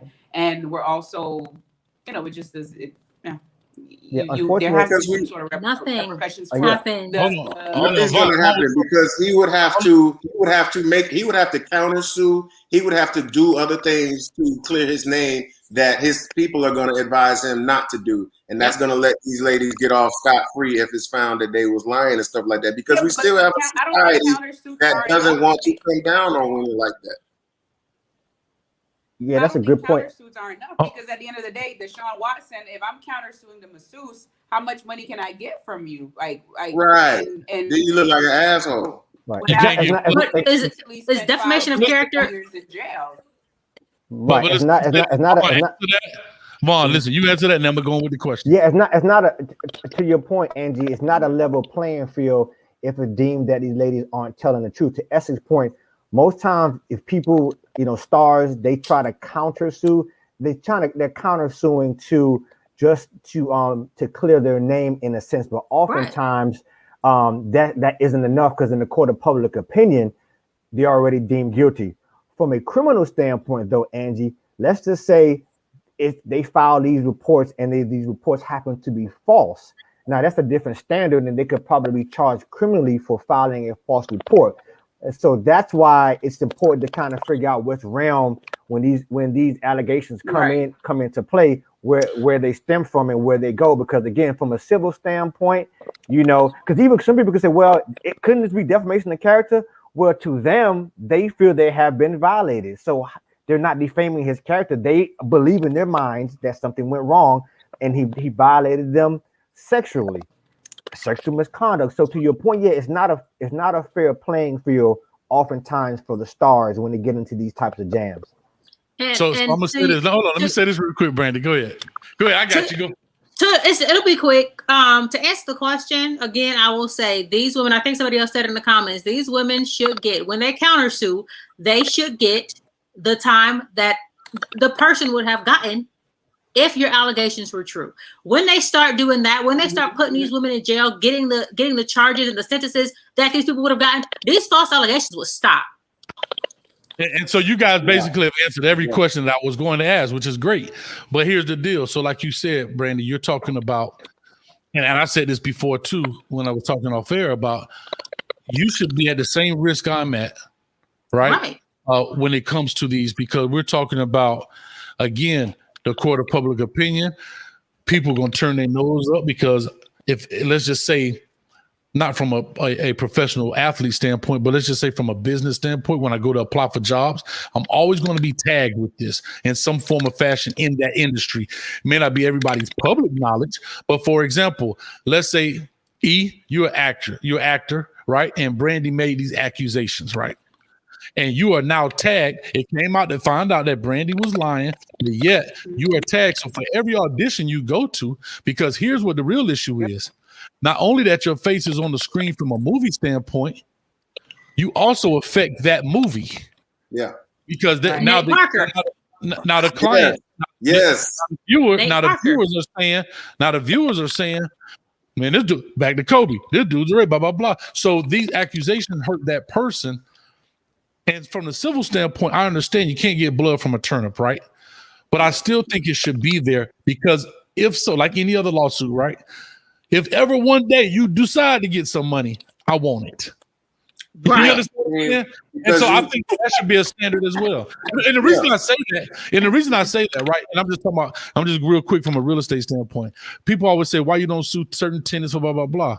Because you're not going to get anything. You're right. But at some point, some people do run into something and you've been stuck. I'm just trying to make a parallel. And so what I'm just trying to say, but I think that should be a standard. I shouldn't have to spend my money to defend myself, then spend my money to get my money back from you. Yeah. And that's where the system has so much loopholes and so many things you can exploit because of those type of things. It becomes business as much as it is about finding justice. And that was a great point, man, because even if you are found guilty, there's going to be people that be like, because you know how the masses think. They don't investigate everything. They don't remember every single detail. It's always going to be, ain't that the dude that was doing all that crazy stuff with the Messiah? It ain't even going to be about what really actually happened. And so people who market products and people who might have wanted him for endorsements, they're just going to be like, well, we'll stay away from that, even if he was found, because it's just the controversy and the bad taste in people's mouth that it will have left because they're not going to keep paying attention. Right. So here's what I want to say now, and I'm going to bring this up. You brought this young man up earlier, Angie, and Brian Banks, and I'm kind of give a little backstory about what happened, and this ties perfectly into where we're going. So what happened with Brian Banks, he did 6 years in prison, 5 years on parole. Okay. The young lady lied and got $1.5 million. Okay. Here's the deal. They called her in? Yeah, they called her in. I think an investigator or somebody he had, if I'm not mistaken, but they couldn't get the money back because the school board paid it because she sued the school saying that she sued the school saying that it was an unsafe environment. Right. Come to find out, she lied about the situation, and then you couldn't do it. But Banks and his investigator or whoever it was, attorney, however it was, they recorded it without her knowing, and they couldn't use that in the court. So you even forgot this part, Coach. She reached out to him on Facebook after he got out of jail. She contacted him on Facebook like, "Hey, what's up?" Buddy, right. And so that's what I'm saying. Oh, she shot a shot. Yeah, right. So and that out to him on Facebook. And when he saw that, I saw an interview with he did. He said he was just out of his mind thinking, well, why are you contacting me? And he knew that was his opportunity to clear his name. So he used that, and she agreed to meet with him in person. And they met. They had everything orchestrated with the private investigator. That's how. So But the sad part about it, this is back to what I'm saying. Right, but this is back to what I'm saying. There's no repercussions for that. None. And that's what's so upsetting. So when guys automatically, and I'm going to say this to the two ladies on the panel and the ladies that's in the chat, this is why guys feel that it's always a setup. Because of these few cases, right, that happen and somebody get paid, or like you say, they don't really understand the civil aspect of it. They get paid off because it's the easiest thing to do, not necessarily saying I'm guilty. And that's why I think men, because I'm looking through the chat, most men are like, man, they need to jump off the nearest cliff. They need to go to jail. I mean, I'm just looking through the chat. And I'm saying that to say, why are there not any repercussions to that? Why is it not set up where, because if you lie on a false report, you can go to jail. If you lie by calling 911, you can go to jail. But then I can go through and waste everybody's time. And my tax dollars. Tax dollars, time, effort, energy for a false claim. And you just walk out of there with your head under the lawyer's coat. And eventually people are going to forget about you. Dye your hair, people forget about you, you move on. But yet the star, the athlete, whatever, is tarnished forever. So, you understand? So that's my point. Go ahead. Legally, they need to set a precedent. Like, they need to set a legal precedent. Like when I used to teach, I'd be like, I'm going to make an example out of one of y'all so that the rest of y'all don't do it. And somebody made a comment saying that it's going to make actual victims scared to come forward. Why? It's the ones that are giving false claims that's getting these sentences, not the ones that are telling the truth. But like, oh girl, you can't pay this 1.5 back, then boo-boo, you're gonna spend your time in jail until you can find that money. I don't care if your mama and daddy have to get it. I don't care if you have to work for 10 cents a day. Until you pay this money back, you're not out. You're not getting out. Because literally you stole money. You just stole. Forget you need to be in there until you pay that money back, because you just stole $1.5 million. You stole this man's life. Like you literally just stole so much. Baby girl, look here.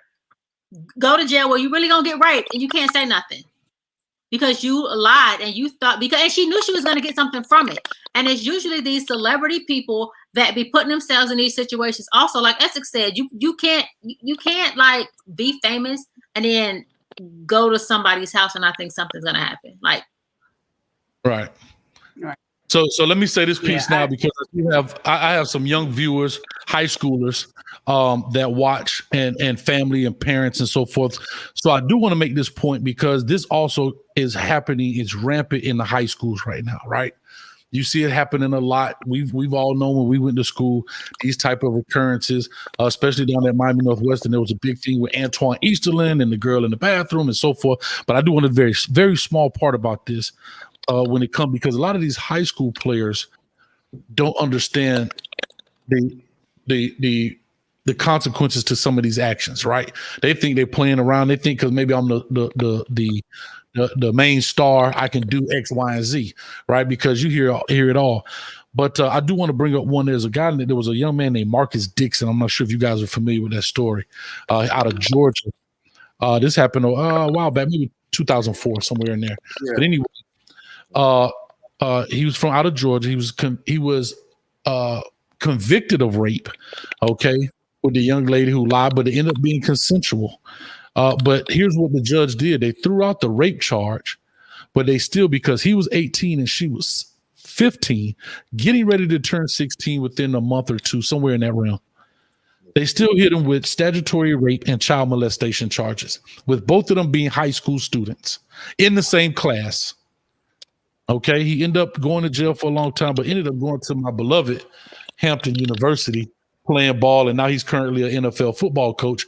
But and then she ended up coming out saying, if I'm not mistaken, that she lied about it and it was consensual. Yeah. She got pressure from her family. Yeah, he was slated to go to Vanderbilt.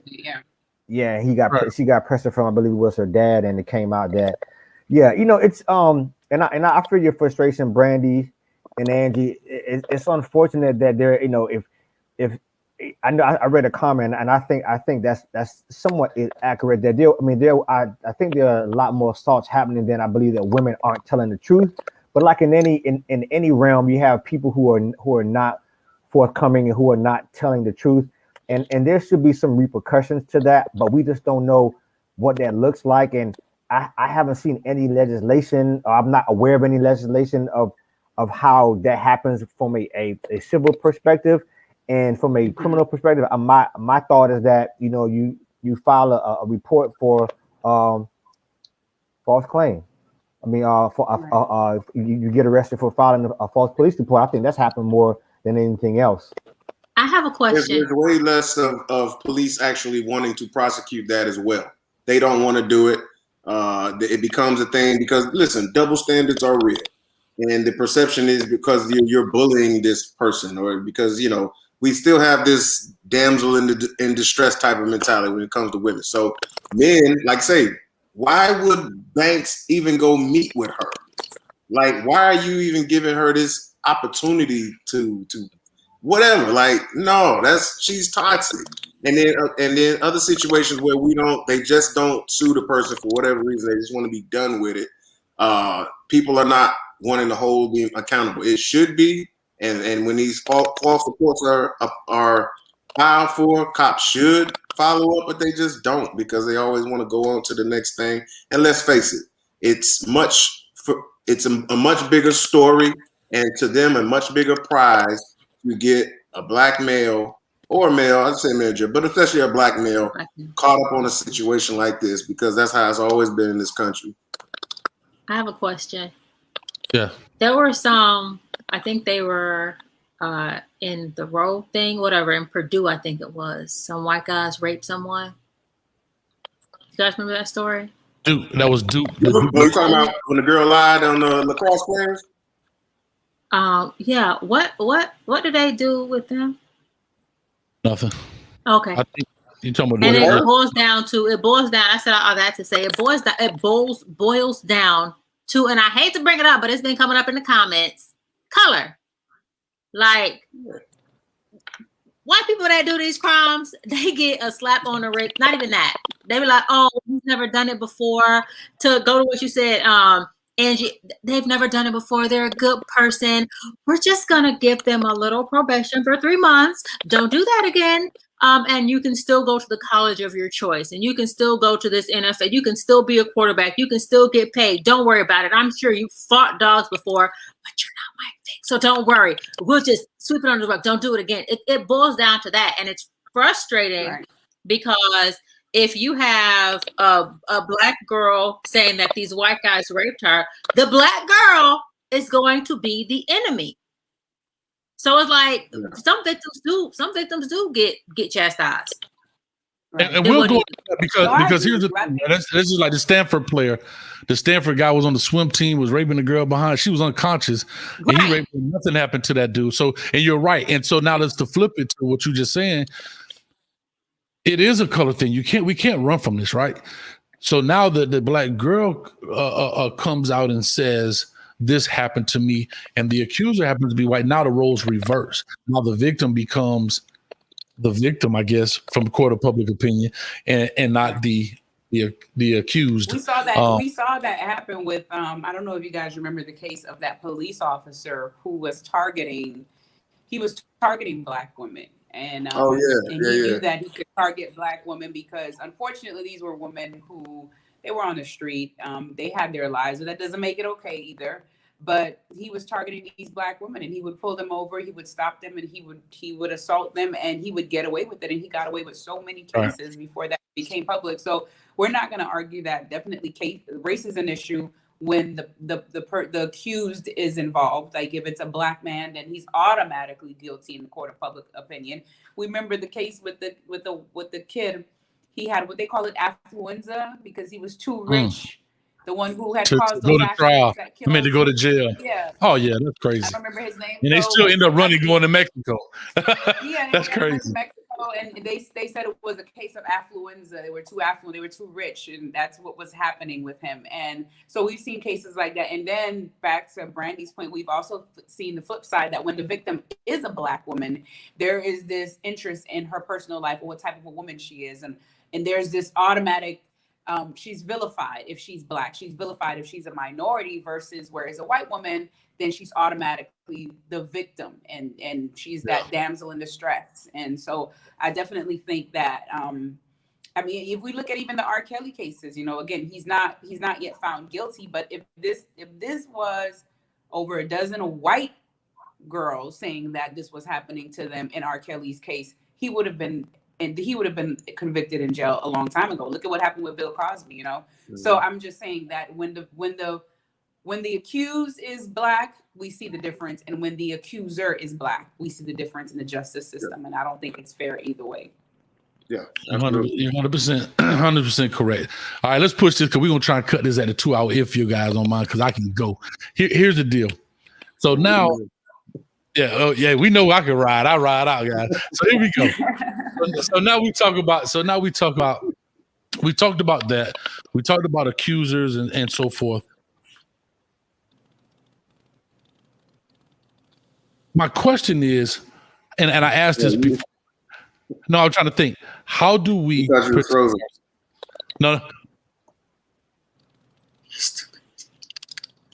We thought you was. Oh, you fucking with. Anyway, listen. I'll just plan. Anyway, so my question is, how do we? And when I say he, we just simply changing the pronoun, right? How does he protect himself? How does she protect herself? And what I'm just simply saying is, when it comes to situations, right? Because everybody here, you got to be smarter than that. You got to do, but nobody says how that happens, right? You got NDAs, and everybody talked about that stuff. But we're talking about guys that are 25 years old, rich, famous, all of this kind of stuff. So my question that I'm posing to everyone here is, how does one protect themselves in this situation so that you have credibility? I hate to say it that way. When it does come, we won't have these speculative conversations about who's right. Oh, well, this is set up and that happened. And you know what I mean? So how does that happen?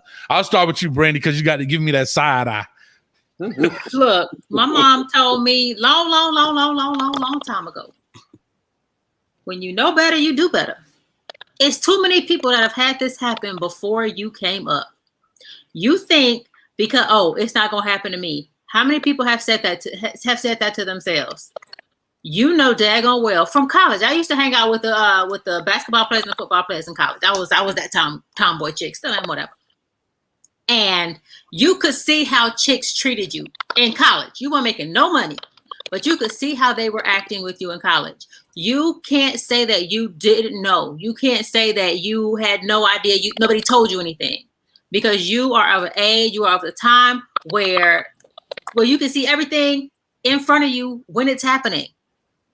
So how do you prevent that? Stop being stupid and stop being ignorant. Stop thinking it's not going to happen to you. Protect yourself regardless. But hold on, you just still didn't answer my question. How? You said protect yourself. I'm asking how?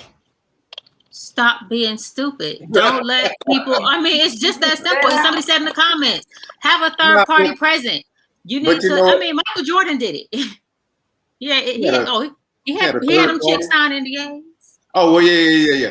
I think, but Kyle, I think you're talking about also because you mentioned like high school kids and even in college, right? Before they get the fame and the money, how can you protect yourself? And I already know, one of the things I'm gonna teach my son is like this consent thing now, especially among millennials, is a different type of word than it was when we was coming up. That consent thing. So I don't expect him, 18, 19, 20, 21 years old to be carrying around NDA forms, but there is a way that you can verify and get consent from a woman. First of all, verbally, video, take some pictures, take some selfies or whatever, you know what I'm saying? Just of y'all kicking it or whatever, and just establish it, especially if it's a hookup culture, a hookup type of thing. You know what I'm saying? If it's a girlfriend, that's fine. But all these hookups that people doing now, man, you got to make sure that she can't come back and be like, no, he came and he took it and he did it. No, hey, you right here under my arm, booed up or whatever. I got to have something. Hey, but that don't mean because I got my arm around you. That don't mean I ain't slap you around when I put the camera down. But it doesn't mean it. But it doesn't mean it doesn't. It does speak to the fact that there was a relationship established to where you can at least say, hey, man, we was already cases where wives take their husband to court and said he assaulted me in the marriage. So that doesn't always count as Tina Turner protection, because I could have a relationship with you and say I didn't want to that day. Yeah, that exists. I'm gonna be honest with you.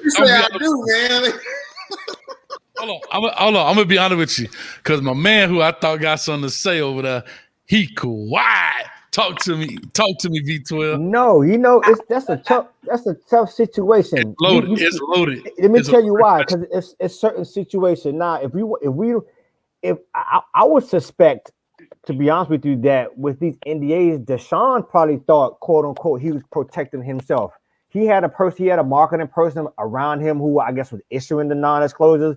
He had a third party around him. So I don't know how you, in that sense, how you protect yourself even more. I guess if we want to, just kind of abide by the rules in that element, abide by what the masseuse's rules are. If the ladies say don't, put your thing away, put it away. I mean, I don't know how you protect yourself even more, because it's a business. It's almost like what do you do? It's like, damned if you do, damned if you don't. So that's a hard situation. It's a work type of environment. And he was expecting, a service from someone else. I mean, it wasn't like he was in, like I say, a back alley shop somewhere. He was in well-established businesses, and these are reputable companies and people. So I'm not sure how you protect yourself from that in that aspect. Go ahead, Angie. Angie, put it in the face. You say, I consent to sex with XYZ. And Put it I down. sent the massaging your penis. And what else? Because otherwise, In case you ask me later. Otherwise, you're saying there's nothing else you can do. What's your point? Here's the thing. I think, and Coach, you have like you said earlier, you have a lot of young kids that watch your show. You have a lot of these young players, right? Brandy made a point about, when you, from an early age, if you're a basketball player, you're a football player, there is a level of fame. There's a level of attraction that comes with it. There's a pass that you get from it in school. I went to a really big football school. I went to Ely High here in Broward, and you see that kind of pass that players get. Players get a pass. Teachers kind of let them slide with the homework. Yep. They can be late to class. They can skip school. They can even have somebody else doing their schoolwork right in front of them, and the teacher almost doesn't say anything because that's the star player. And so I think with that, what parents have to do at a very early age is to understand that that's a form of privilege. And a lot of kids misunderstand that privilege, and they think that it's acceptable for them to do whatever they want. And when you have someone who goes from the time they're 7 and 8, they're being told that they're gifted, they're smart, they're going to be rich. If that child doesn't understand what boundaries is, if that child doesn't understand what is yes and what is no, and that child is never told no growing up, when they get older, they may think that they have a right to do whatever they want. The other part of it is the fact that you're a target as well.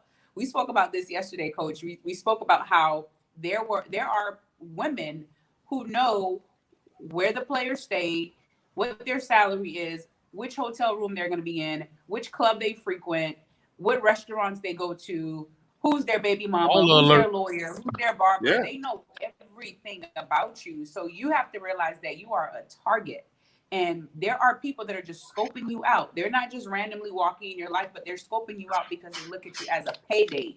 And so I think that it has to start from very early on, that you have to teach these kids that, hey, you're, with all this power, it also comes with great responsibility, but you're also going to be a very big target. People are going to be looking to get things from you, but also teach them about boundaries, because I think the other point that's missing is little boys and little girls have to understand what is allowed. Okay, if what is no, like you mentioned at Essex earlier, like what's the word? What is no? When should I stop? We have to understand what is boundaries. And sometimes I think it gets blurred, especially when you have someone who's very famous and has a lot of power. But these players have to understand that they're a target. Right. And I'm going to say this too, because it's funny, right? It's kind of hypocritical in the sense of, the whole thing was, we don't tell our young boys, be quiet, toughen it out, don't cry, right? That whole thing that's going around now, it's okay for young boys to cry. But then also when they're young, look at him, he's just a little ladies' man, blah, blah, blah. And they start instilling that kind of stuff when he's a little ball player. Look at him. He got all the little cheerleader girl. People are proud of that, but it's planting the seed in essence, right? Pepe Le Pew, right? I saw your show on that. That was pretty cool. But yeah, so what I'm saying is funny that how we have to do it. What you can do back then, you can't do the same. And so I'm gonna lead into this piece right here, because hey, Chanel, thank you so much for the $14.99. She says, doesn't the NFL have classes for rookies where the vets come in and talk to them about the stupid decisions they made? They are adults. They want to be considered grown and mature and act like it. Yeah, they do rookie symposiums and so forth. But I was mentioning to you Coach, I don't think they had masseuse etiquette in the class. But right. And so here's my thing. But I was saying this when we were on the phone with Streeter and Angie last night, was the Pro Bowl in Hawaii.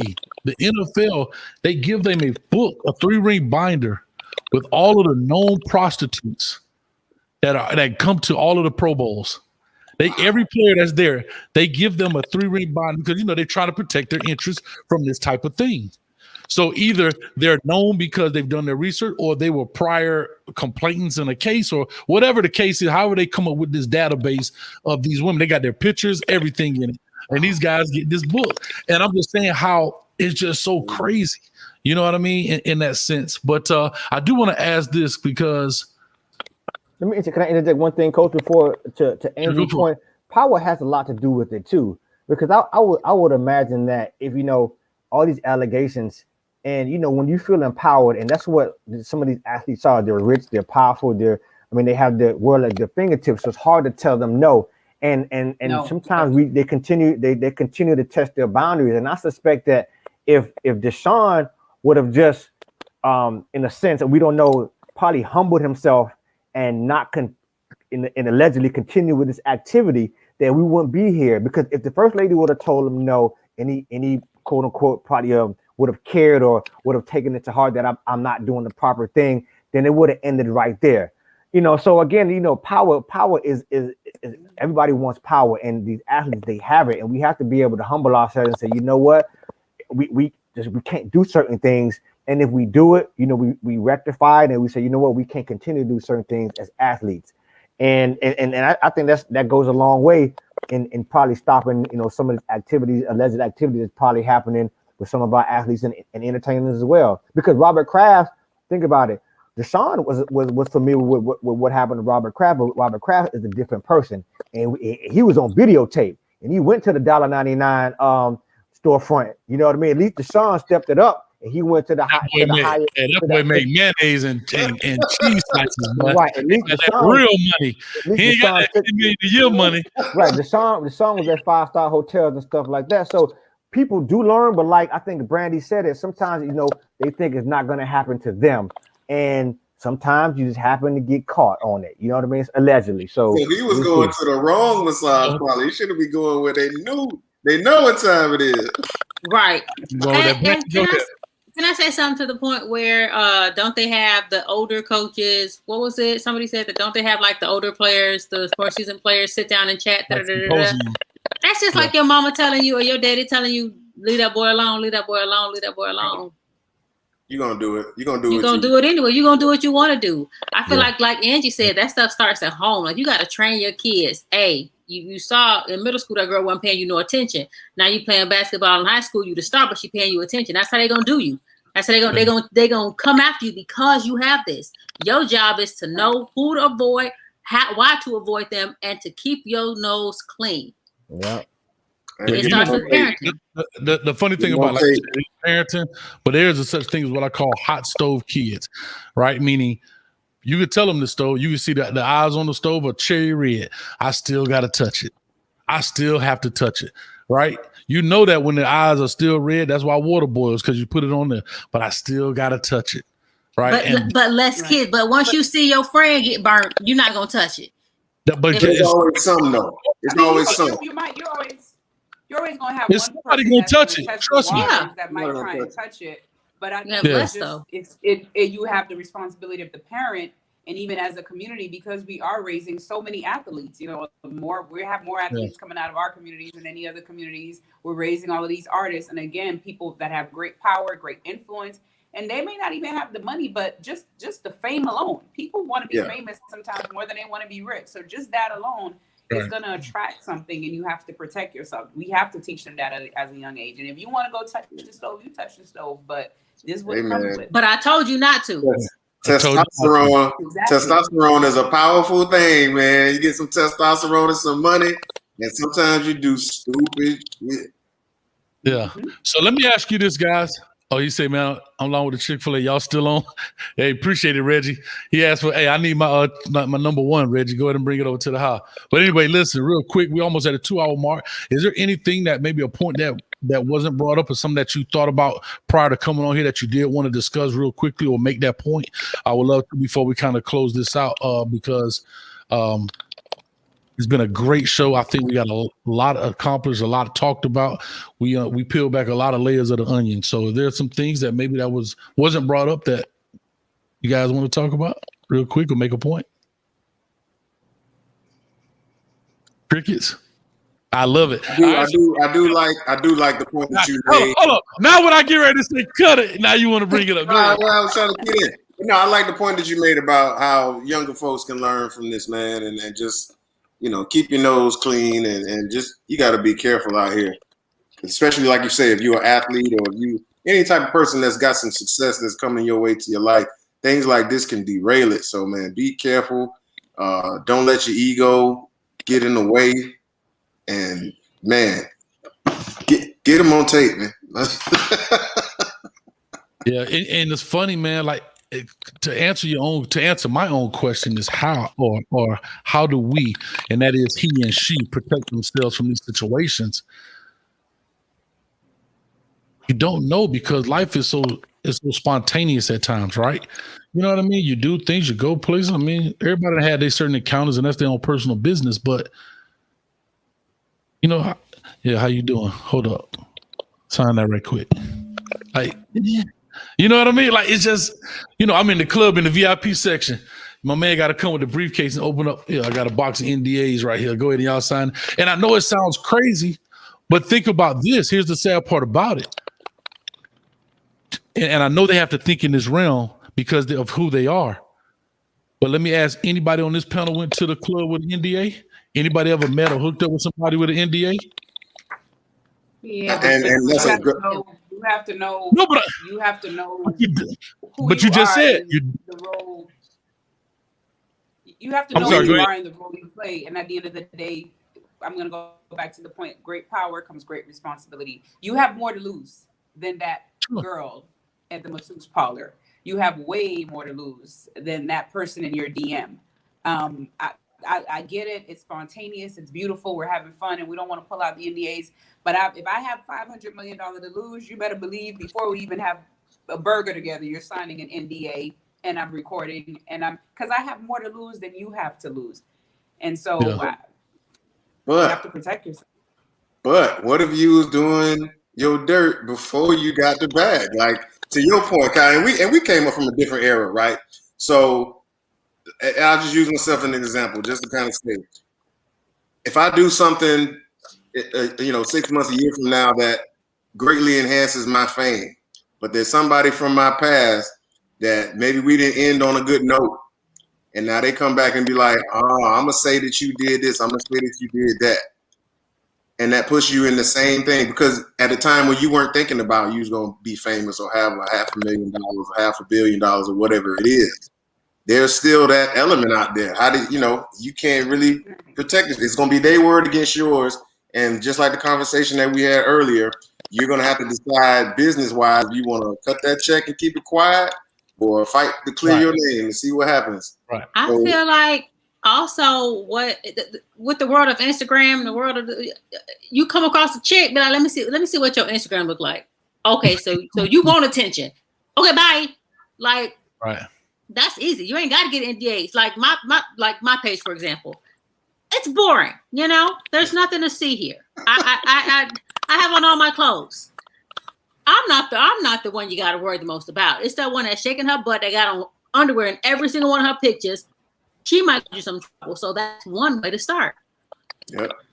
All right. I'm going to say this because I want to plug both of you ladies' opportunity. I know you guys, both of you all have YouTube/Facebook opportunities, but I'm going to bring this up because of what you just did. So, Brandy, I know you just had your show on Derek Jackson, right? Tonight. Mm-hmm.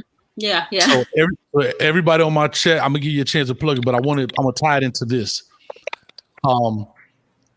What about the Derek Jackson part, what I didn't like, and I'm gonna just make a comparison about this. I don't like the piling on. If you have a legitimate claim for whatever reason, I'm all for it. But when people pile on, I have an issue. So I'm gonna flip that to apparently the young lady who Derek Jackson was having an affair with. She is now giving receipts, right? She's putting pictures out and so forth. Am I correct or am I wrong? No, you're right. You're right. Okay. What I don't like about it is she's equivalent to the Tekashi 6ix9ine and the snitch. You knew this guy was married, right? You knew that, but now that it's bust open, now you want your 15 minutes of viral fame. See, don't pile on to the situation when you knew the situation. Now, if she didn't know he was married and it happened and she want to kind of clean her name up, see, don't take that. And now you for whatever reason, I'm not saying he's right. Don't get me wrong, but what I'm talking about, the pile on. So she did a show on that tonight. Everybody, make sure you check it out. I'm gonna give her a chance to plug that, and then you get the chance to go over there and check that out. And then to flip it for you, Angie, somebody brought up early was about the T.I. and Tiny situation, which you did on your channel, which I happened to watch last night, which I thought was great. And that situation, if you can give a little bit of background, because I'm not really sure about that. I mean, I did watch it, so I do know, but just real quick, how that went, the T.I. Tiny situation. Yeah, so really quickly with that situation, you've got about 14 women, I believe it is now, have all come together. They're all being represented by the same lawyer. And they are alleging that at some point over a period of about 5-6 years that T.I. and Tiny, they allegedly drugged them and engaged in, sexual acts without their consent. They allegedly kidnapped them. There's allegations of human trafficking. The most gruesome of the allegations, a particular woman who said that she was hanging out with them and then they went back to the hotel room and there was something that was put in her drink. And when she woke up, she believed that they slept with her, they had some sort of intercourse, but she didn't know. So a lot of these allegations are basically the same. The lawyer is asking for criminal charges to be brought in California and Georgia, but there haven't been any criminal charges as yet filed. However, VH1 has decided to suspend the filming of their reality show, T.I. and Tiny Family Hustle. And so now we're already seeing the repercussions of these allegations, which started off as a friend who put something out there. Back to what Essex says, it seems like something happened with their friend Sabrina Peterson, where something went wrong in that relationship. And then she put stuff out there and then people came forward. A few of these people have said that they were just looking for clout and none of this happened. But there are women who are now have all come together and they're trying to do a civil suit and trying to see if they can open a criminal investigation. So. Wow. And now he's lost his, we don't know.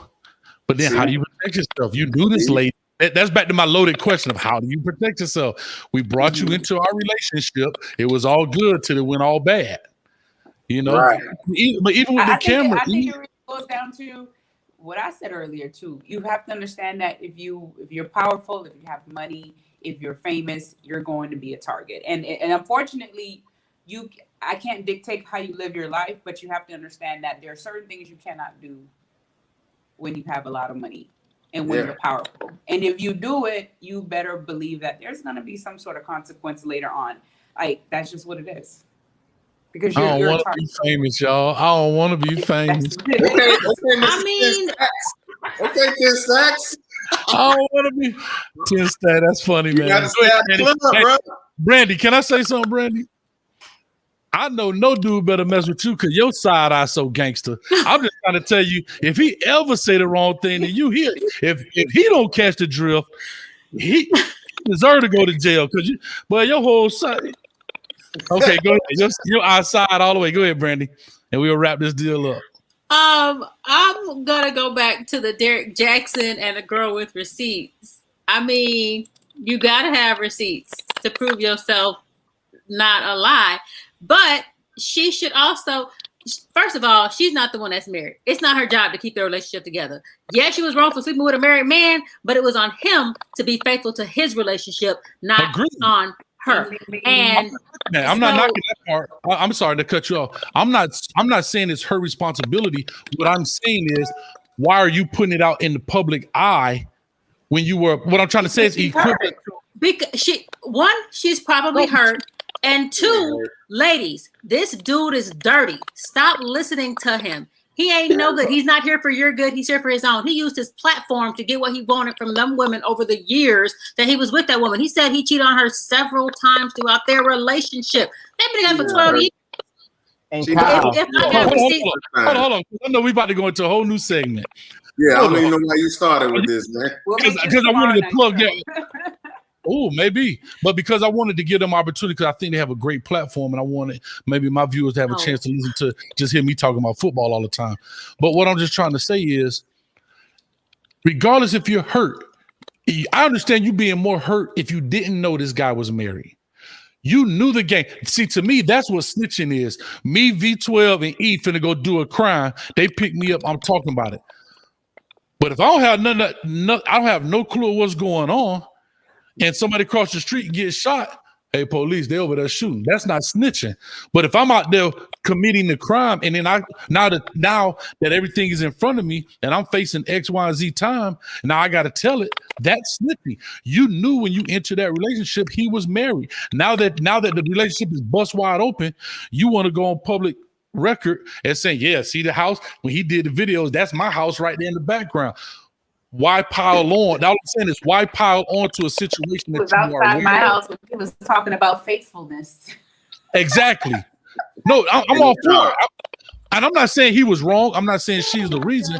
All I'm simply saying is I don't like the fact now that because to me, you're now taking your 15 minutes of time to be viral. You don't even That's know all I'm who's saying. trusting He me. took his 15 minutes of fame in front of my house. In the car. And from what You wrote a book from on what I heard, faithfulness. Kyle, Am I wrong? and Brandy may know this. From what I heard, Buddy was telling her that it was over, and he bought it. Hey, coach, he violated the G code all the way around, and he brought her to the house. So it's some violations going on. I don't think she piling on. In order for him not to sue her for defamation, she had to provide what she had as the evidence to what was going on. From what I understand, I could be wrong. Brandy, correct me wrong. To Instagram? He told her, from what I understand, that they were no longer. He was no longer married or getting a divorce or whatever it is. They were separated. However you want to take that. However you want to take that. Here, no there. That's what it is. So I'm not all into it. That's what I heard. So she hurt, and so it kind of got out of control. That's what I don't know, buddy. I'm gonna be honest with you guys. I was listening to your show, Brandon, before we started, but I was doing a lot. I don't follow that. I'm just a sports guy, so I don't. Yeah, I don't know, buddy. I just heard that. I mean, and I never heard this guy's name until I don't know nobody, but G code been violated. Yeah. Hey, I know one thing. Y'all trying to Google him, and I couldn't find him because I was spelling his last name JACKSON. Yeah. Right. Like who spells your name? I was like, is he with part of the Jackson 5? I was like, what's going on? Jackson. Hey, so listen. Go ahead, Angie. You finish out. I'm gonna wrap this I know up. one thing, like the Manosphere and the Kevin Samuels and all of those the man channels and what is it? Gosh, there's another one I can't remember his name. O'Shea Duke Jackson, whatever his name is. Hey, that boy, that's funny, man. Oh, nobody said that. O'Shea Duke Jackson. He's really funny. Oh my God, I love that. People like, I'm one ugly dude. I think they're gonna have a field day with him. By the time they're done with him, he's they already are. Yeah. So I'm gonna say this before I wrap up, before I give everybody their last say. Real quick, Hurricane Kilo in the building, 407. See how my Canes do me, they love it. And I love them, man. So there's more to the story for the $40. More to the story is it's not your significant other. Do not touch or let yourself be touched. Problem solved. Great show, Coach 10 Stacks. Man, listen, I hope my last show ain't on May 1st, man, because I'm going live when I run this 10K. Hope your boy don't fall over. You understand? Here we go. Last one. And Leon Hurricane says $24.99. I appreciate it, man. Thank you all so much. Let me pop this in because we already at 207. I'm going to start with my ladies because I think I heard my man V12 give y'all props when I was frozen about Women's Month. So you're definitely going to have it. Let me put this up here. Brandy, since you're right here directly to my left, I guess, to the viewers, just tell us quickly where people can find you when your show comes on and so forth. And I hope I got your Instagram right. That is my Instagram. That is it. I think that's also my TikTok, which I just joined. I probably won't do anything on it. I don't get it yet. But my show, again, is called Question Time Live. It's on Facebook. You can watch it on Facebook. You can watch it on YouTube now, finally. And we have a show on Thursday, Sunday, and Tuesday, I think. And it's just different talking points. It's pretty much talking about everything. So if you're going to get in your feelings, get in your feelings. But I can't help that. So, yeah, come join us. Join the page, the group page on Facebook.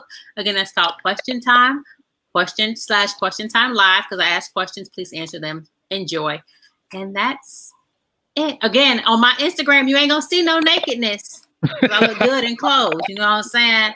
But you'll be entertained. You'll be entertained, I think. I love it. Well, Brandy, thank you so much for coming on. Like I said, I see you in Essex sometime. You've seen me in the comments section sometime. I post a couple of questions here and there. But thank you for coming on and really appreciate it.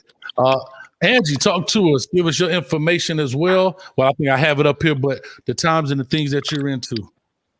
Right. Yep, that's correct. So you can find me on Instagram at Ange Toussaint. That's ANGE, no I. I'm also on Twitter, Ange_Toussaint1. As I mentioned earlier, entertainment reporter, media correspondent. So I am on YouTube talking about various topics and trending celebrity topics and different things that's happening in the community. Just using my voice and my platform to highlight positive stories and different things that's happening in the community. And it was a pleasure to be here with you guys on behalf of Footballville. So shout out to Daryl Streeter and the entire team over there. And So yeah, it was a pleasure, discussing this with you guys tonight as well. So yes, thank you. Thank you. And guys, you can check out Streeter on Footballville. Just put Footballville anywhere on any platform, it'll pop up. I actually just did a show with him live in Miami at Lorraine's, I believe it is, the restaurant. And it was a great show. So make sure you guys check it out. V12, talk to us. I know you do all our graphics and stuff. Hey, I'm just along for the ride. Sometimes come in and have a good time with Coach. I'm a football guy, a Miami Hurricanes fan, but I do some graphics. So if you guys want some intros, outros, promos at gmail.com. Brandy, I can get you coming in through the smoke if you need for one of your shows, or you or Angie coming in through the smoke in slow-mo. Y'all need that. Y'all holler at me. You know what I mean? It's a pleasure, ladies. We wanted ladies to come on a long time ago. And it was a pleasure meeting you ladies, and I'll definitely get on YouTube, the whole 9, and check you guys out. It's my pleasure. Y'all take care. All right. And I don't have to tell them boys thing. I see them all the time. And I don't think if I love off. So Angie, thank you very much. I have to definitely reach out to Streeter. I was talking, it was a last minute thing you popped on, so I appreciate it as well. Actor Man E in the building. I had to let him go last because my man got all type of stuff. And I think last time I was trying to get you on, you had my girlfriend hemmed up in the movie scene, Holly Berry, and I still ain't gonna forgive you for that, my man. So talk to me, man. Last time we checked, he was on Harvey Weinstein casting couch. I heard too. I heard that too. He's so famous right now. I'm trying to get on Ava DuVernay's casting couch. Oh, DuVernay. Okay, DuVernay. Right. Okay. Hey, dog, G like the Lion King, man. Go ahead. Whatever it takes. Nah, I'm just playing. Yeah, Actor Man SXL on your Instagram. Essex O'Brien, like I said, under my name for Facebook and Twitter. I have a show called Acting Funny. Take the G off, and that's pretty much the rest. Coach, I put the link in the comments if you could find it. But yeah, Acting Funny is on Facebook and YouTube on Sunday nights, 9 p.m. Myself, along with comedian Tight Mike. We just take a comedic look at the hot topics of the day, relationships, and as well as the entertainment side. I'm the actor, and my co-host is the comedian. So we have a good time.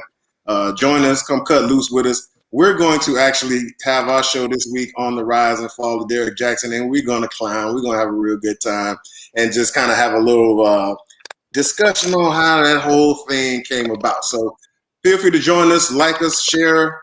Do your thing. We appreciate you bringing us on, Coach. I'm always on here, but I appreciate it. Brandy, thanks for coming in. Angie, pleasure to meet you. And I think we had a good show tonight, y'all.